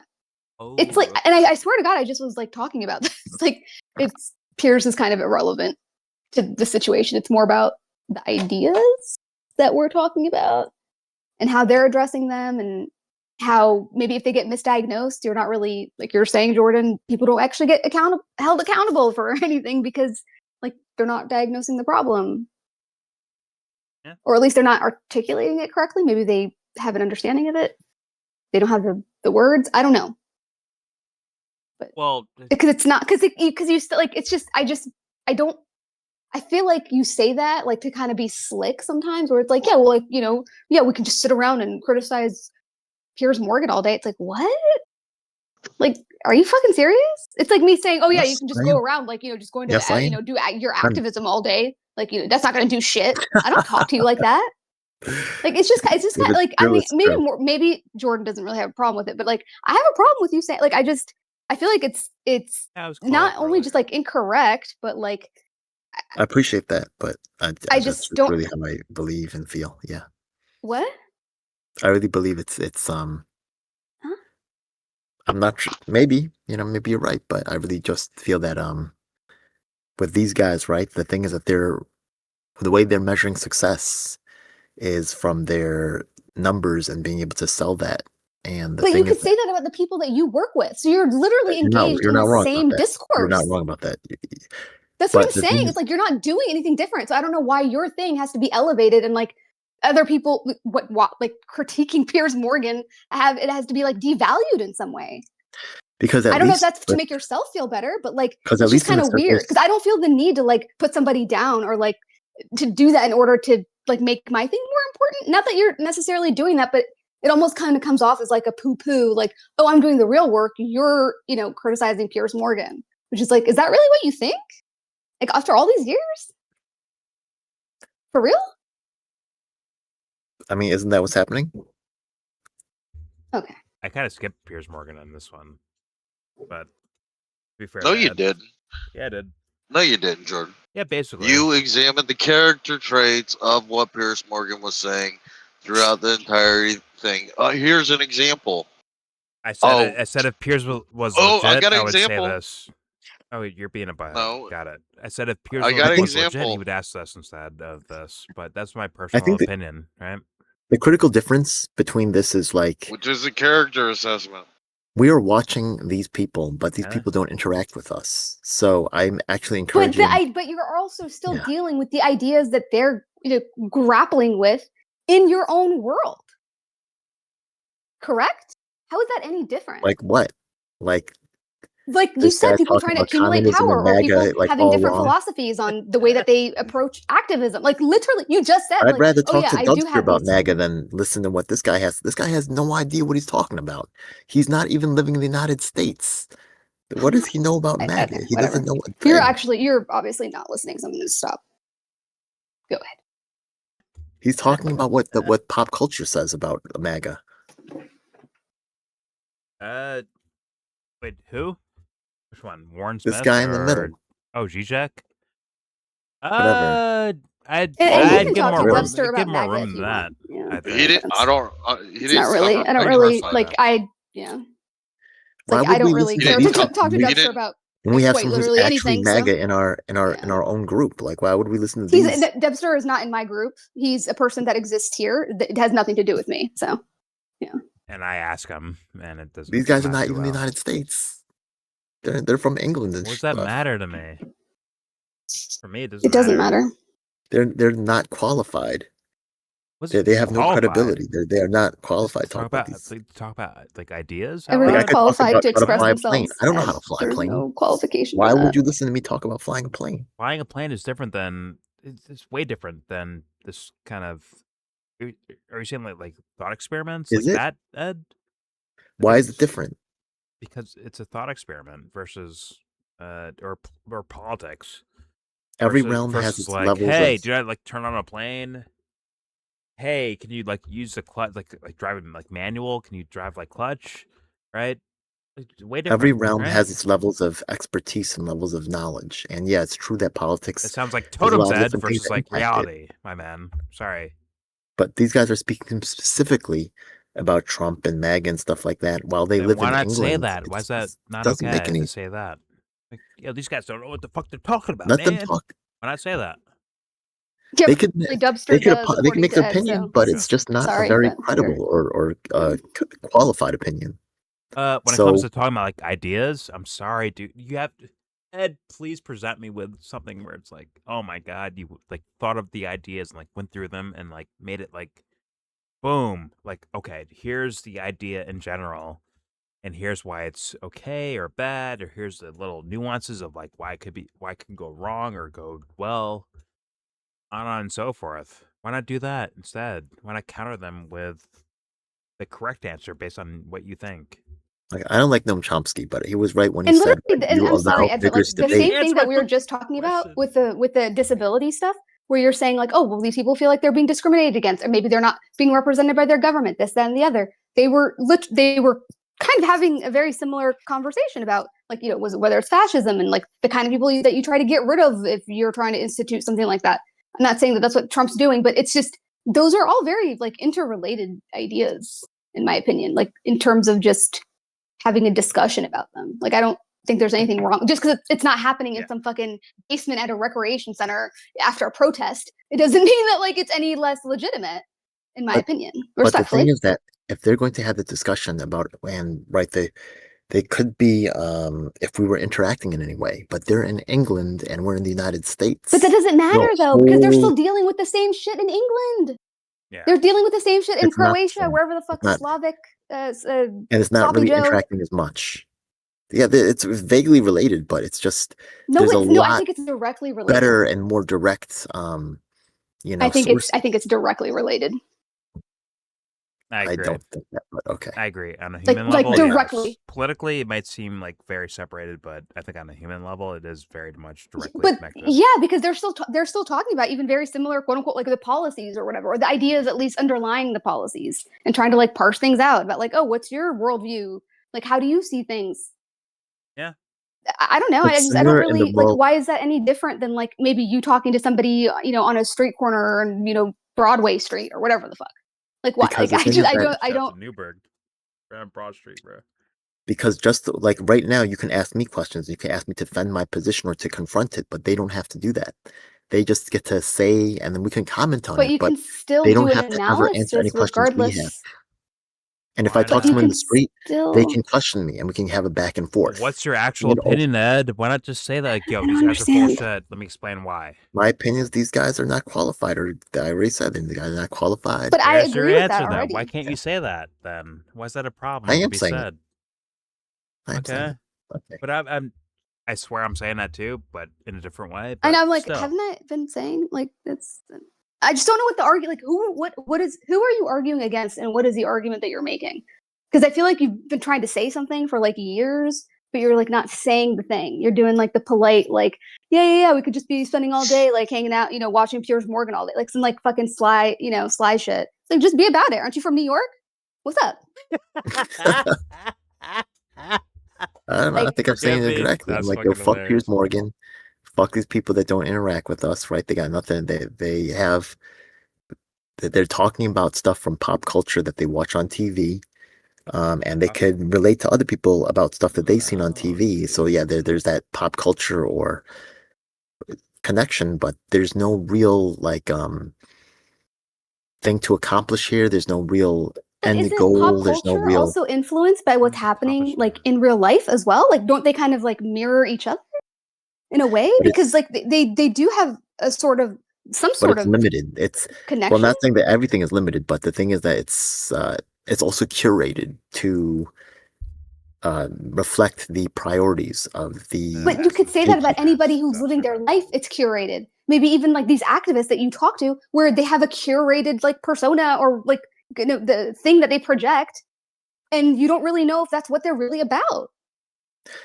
I think it's also another thing that I also say there's multiple reasons but one of the biggest reasons is the same thing. One of the things that really, I believe, that really gets cut out a lot is the people that are impacted by these decisions, such as the patients or the people, right, like in medical care, things like that, or people who are affected by the fascism. If these people are living in another country, will they be directly impacted by Trump's fascism? Maybe you could say by foreign policy, or if Trump tries to take over Greenland or something like that. But they're pretty removed from the actual. They're not facing the consequences like we are. No, they're not. Are you fucking kidding me? I have a bunch of family in Europe who are pissed, like who text me shit about the fucking orange man because their gas prices are going crazy and their like living expenses are going up. Are you kidding me? Different priorities. Directly, because because we live in a very globalized world, everything affects each other. Whatever happens here it might affect somebody in Kenya. Whatever happens in Gabon might affect somebody in Switzerland. Like it's very interconnected. And also even like on a spiritual level, like if you think people are, like connected in some way, or, there's a sense of like a higher being, a God, like then you would have to care about everything that's happening everywhere. They do not say the orange man, do they? Oh, they literally do. I would prioritize people that they literally do.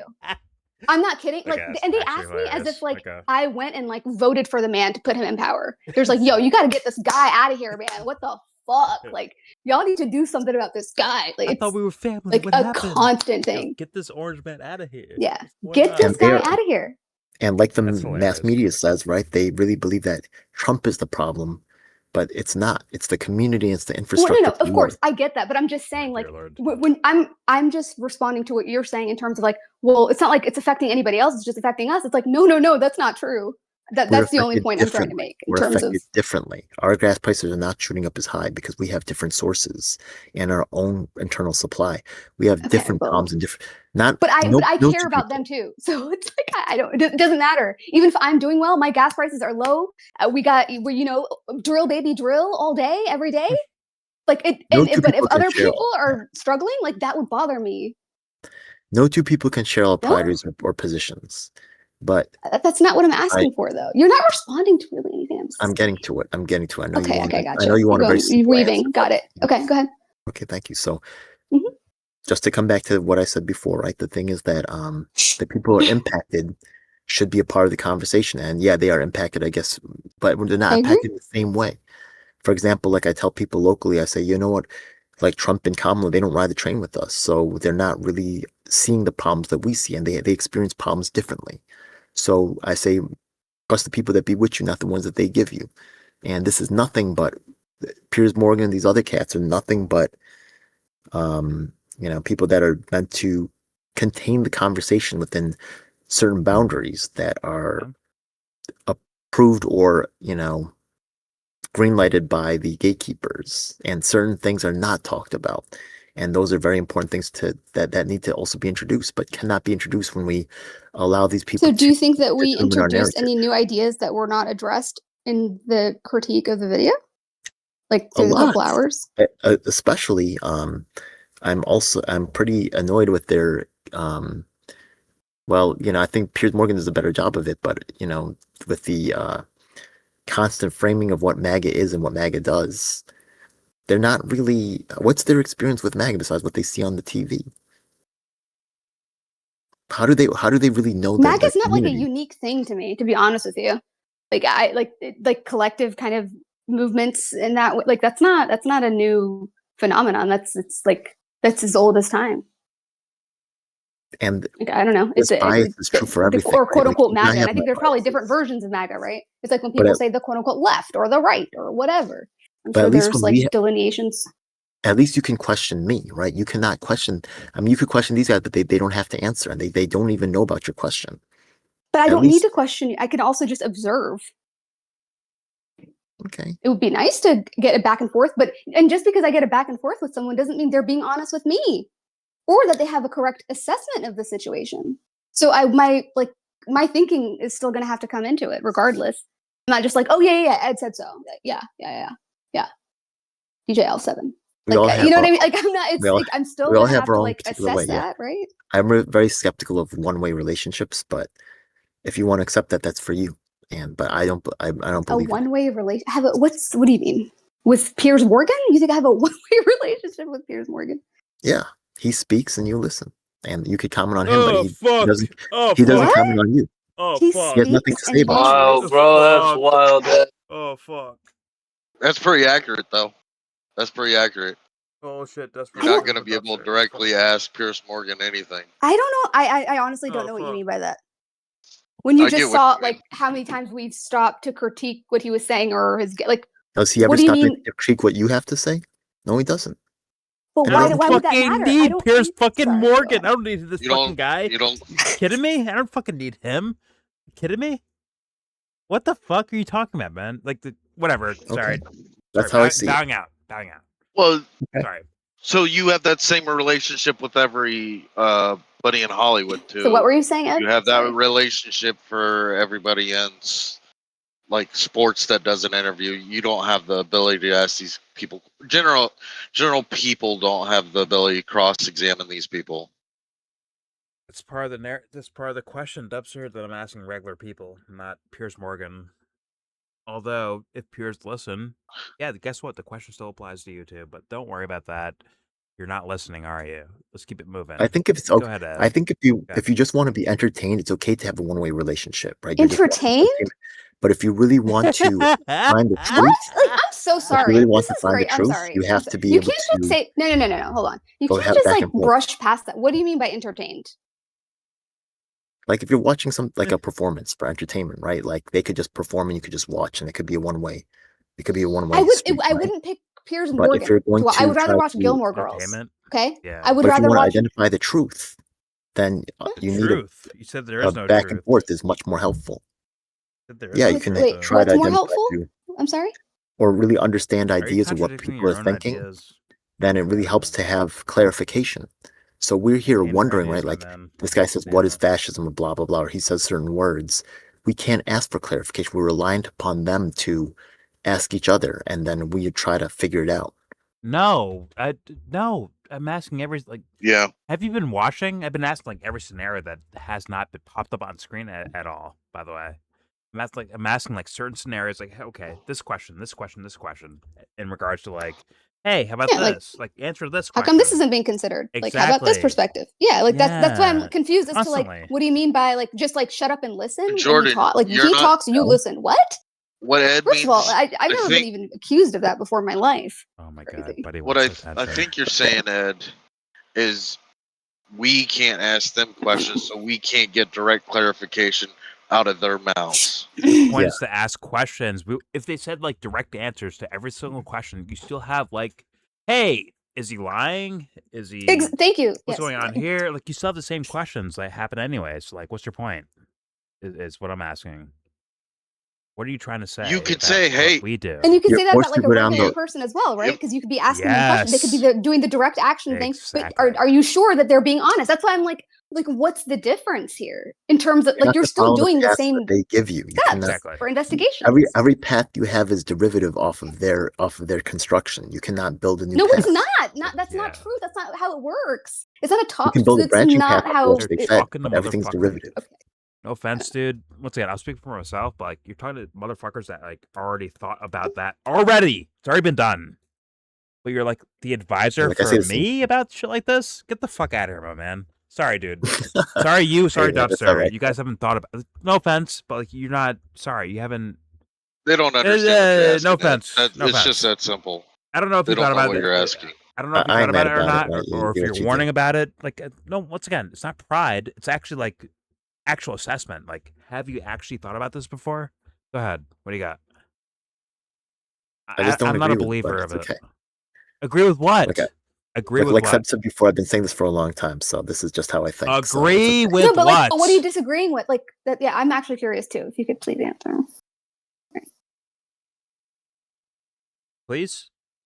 I think there's a lot of people who are more qualified to speak on these things and to keep going back to these. Speak on what? pop culture icons to speak on topics that they don't know what they're talking about. Child, like it just speak to me like I'm a child. Like we could listen to these guys talk about like and for what reasons? chemistry or physics, and it would be equally uninformed and just poorly done. Like I'm a child. Like there's I'm a child. better material out there. Why watch this trash? Like I'm a child. What exactly as a topic, and who explaining, and why it's good or bad or whatever the fuck? Go ahead.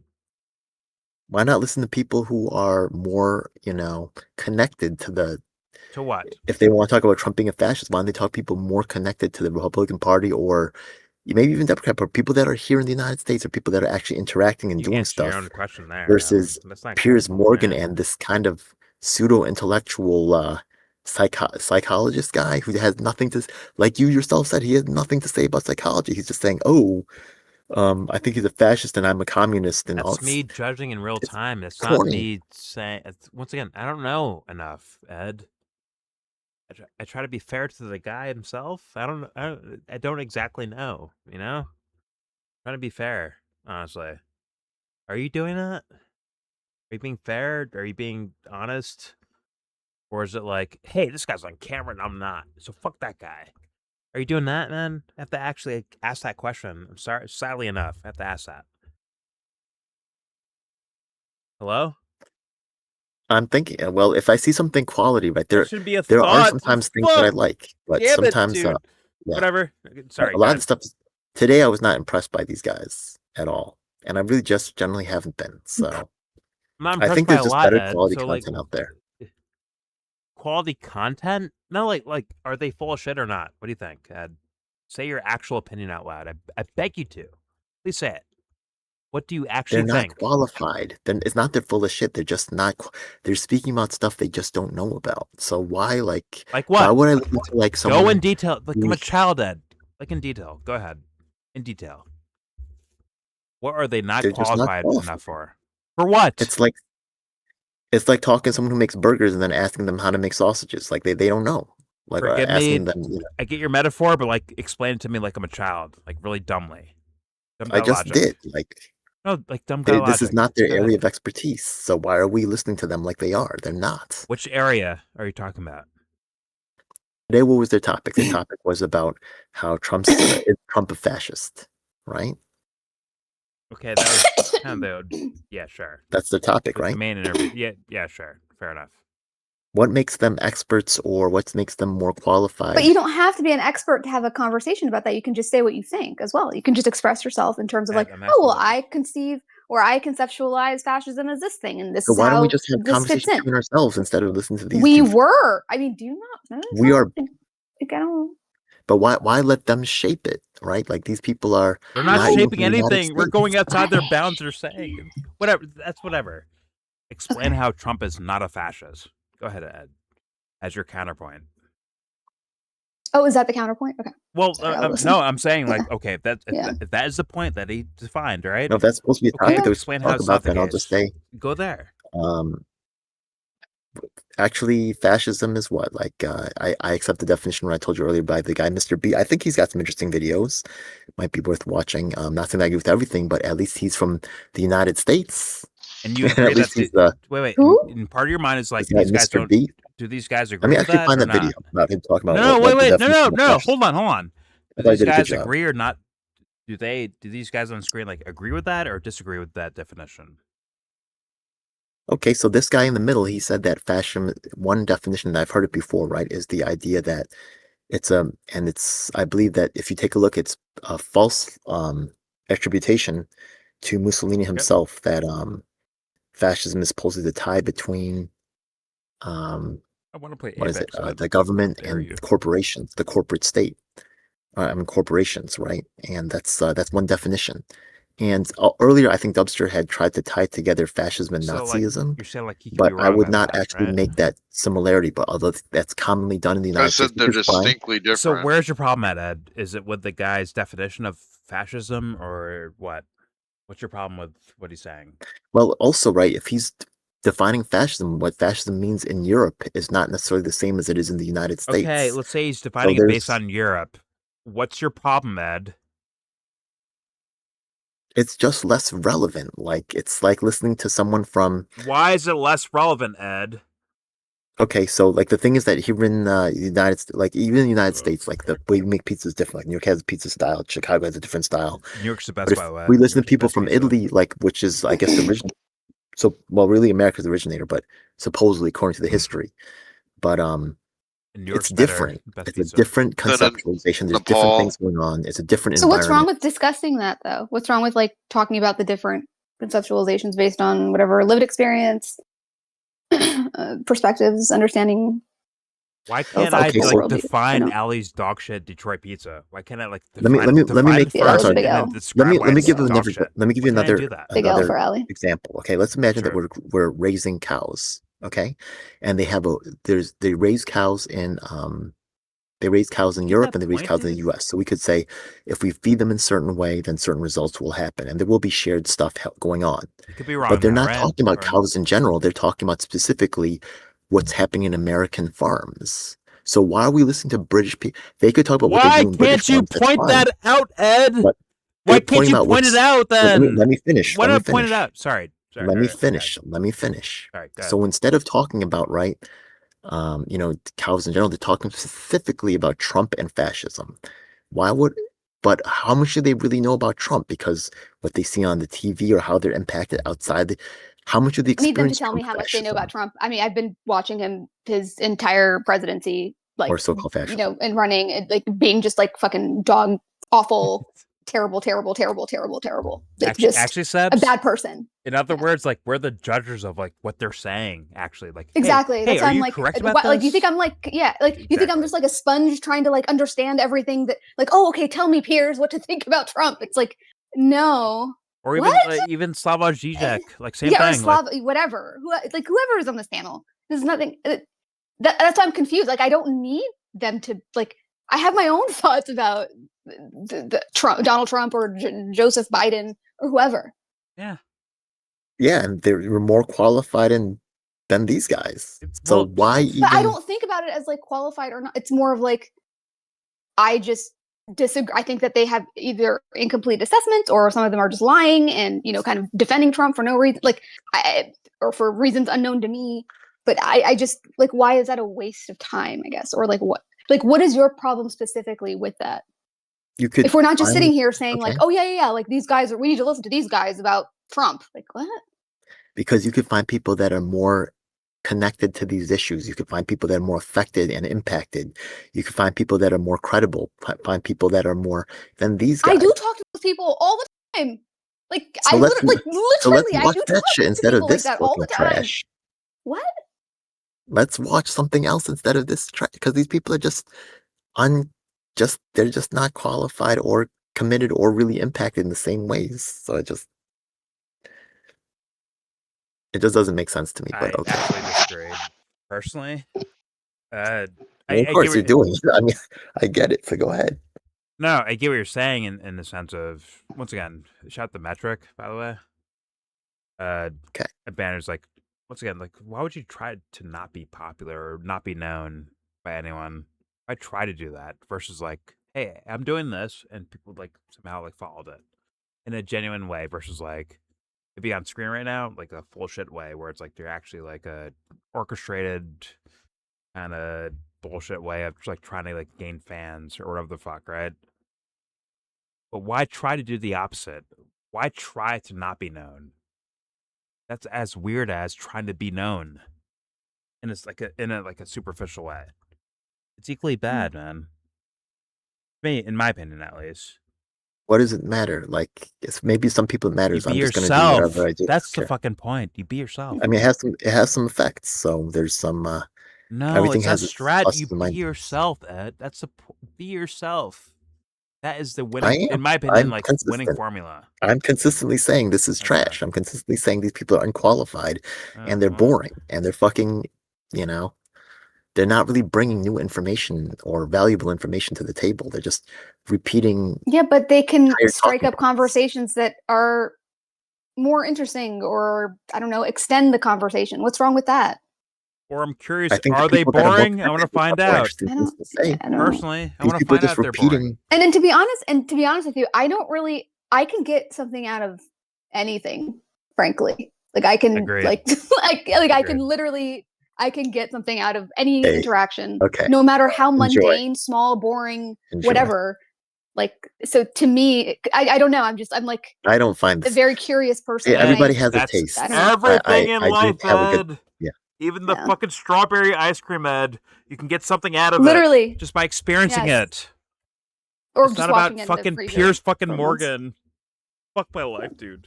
I'm ending this video. Sorry, I just guys. think there's better stuff out there. Good. That's just you're me, not. like, We're gonna switch to that other video. No, we're not. Because it's relevant to all of this. I think there's better stuff out there. That's all I'm saying. Dude, it's not for you. It's information for the audience. So like y'all getting frustrated, so don't be mad at me, right? Like, I mean, it's not that I'm frustrated. I'm sorry. Yeah, it's not that I'm frustrated with it. It's just I hear you saying it in like a slick way. Like I just wish you would just be like, oh yeah, like I don't fucking like this. I don't want to watch this. Turn this off. This is boring. Like just say that instead of like, oh yeah, we're gonna watch another. You know, we're gonna watch Piers Morgan all night again. It's like super passive aggressive, weird. I would rather you just be real about it. I'm still gonna disagree, but like, I don't know. It's okay. It's kind of.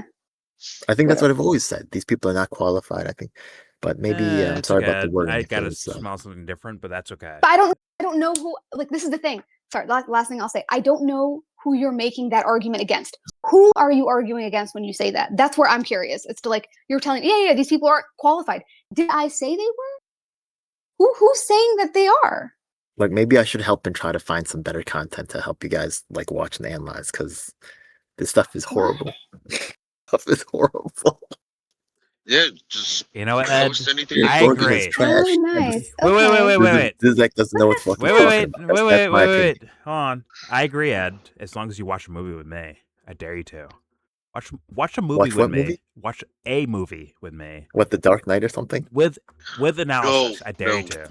I dare you to. Not Dark Knight. I know. It's a joke. I'm telling you, you don't want to do that. Everything about me that I care about is a fucking joke. Hours. For them, it's like, this is real life.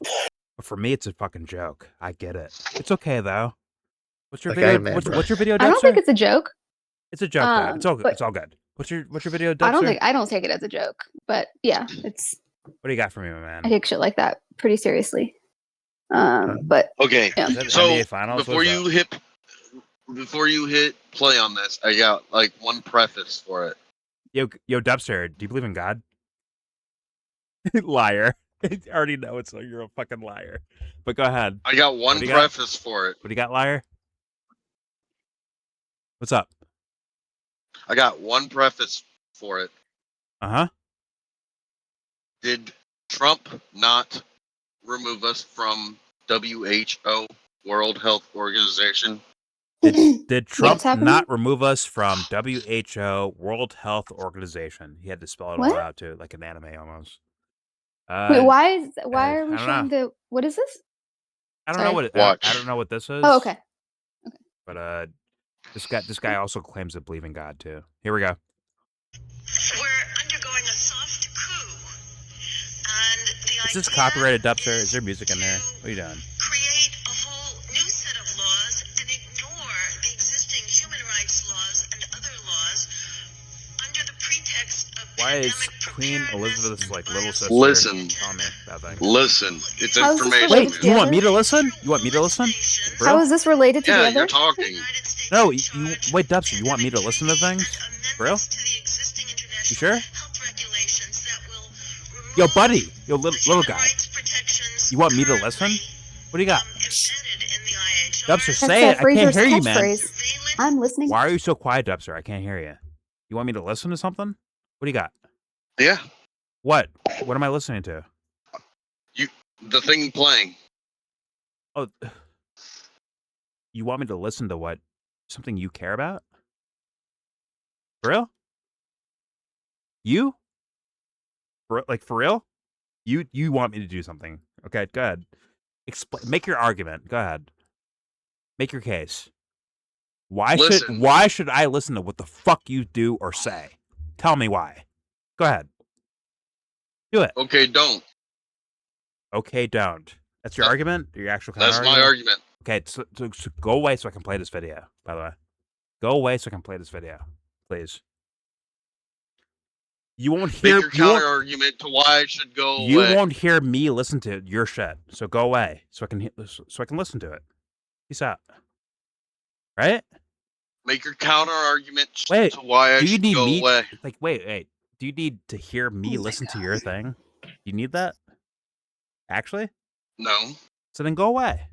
Let me watch it. I don't need you to listen to it. I'll stay. You don't play it. How about that? You don't want me to play it? Okay. Yeah, don't play it. All right, fair enough. All right, YouTube. Cool. There's your video. Yeah, fucking play it off, you little pussy.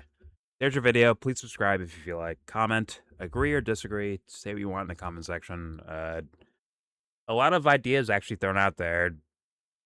I'm so curious. Piers talked. We listened. So the end.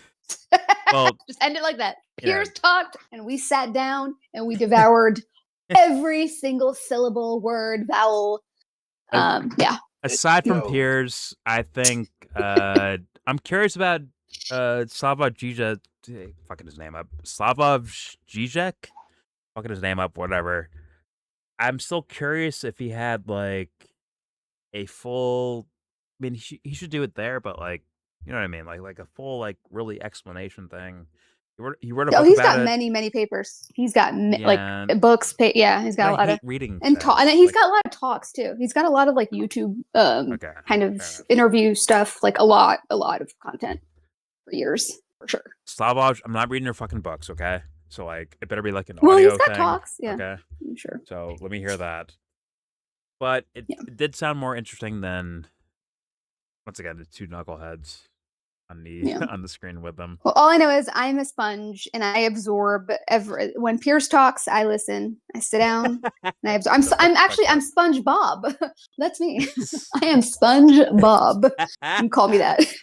So there you go. Because of streamer mode, like no one can see like names. Her Discord name is Bob, so SpongeBob. She is SpongeBob. Yes. There you go. Literally. But yes, let it be known. Once again, I know there's a lot of fans of Slavoj, so fair enough to him. I'm curious more. He doesn't seem like a bad person. No, I agree. I seems like a sweetheart, honestly. My sense of the guy was like, oh, he means well, but he has, in my opinion, I'm like, man, too social of ideas or political of ideas. So that's where my problem came in. But it wasn't a sense of like, oh my god, what a fucking piece of shit. Like I never thought that about the guy personally. Yeah, he's definitely got like allegiances to certain ideologies or like ideological like beliefs and kind of, this is how I want things to be and this is the way to get there kind of thing. And it's like, and I hope for that. I hope that for everyone. Like, oh, I hope you're like just a sweetheart that believes in this versus that. That's fair enough to me. Like that's just life, honestly. But let your opinion be known in the comment section. Don't forget to share, support, hopefully donate to all the links in the description box. Also, please join the Discord if you feel like. We are in the Discord right now. So you can hear Jordan and Teddy crying about losing. Shut the fuck up. Anyways, and yes, I will link all of this, including this video that I apparently didn't watch. It includes Queen Elizabeth's younger sister, apparently, and I'll give it a look at some other point. But yes, they will be linked. It's about the WHO. Okay, I'll ask after you're done doing your long ass outro. Go ahead. Anyways, more importantly, give this video a thumbs down. Fuck you. Ram Ranch. Fuck you.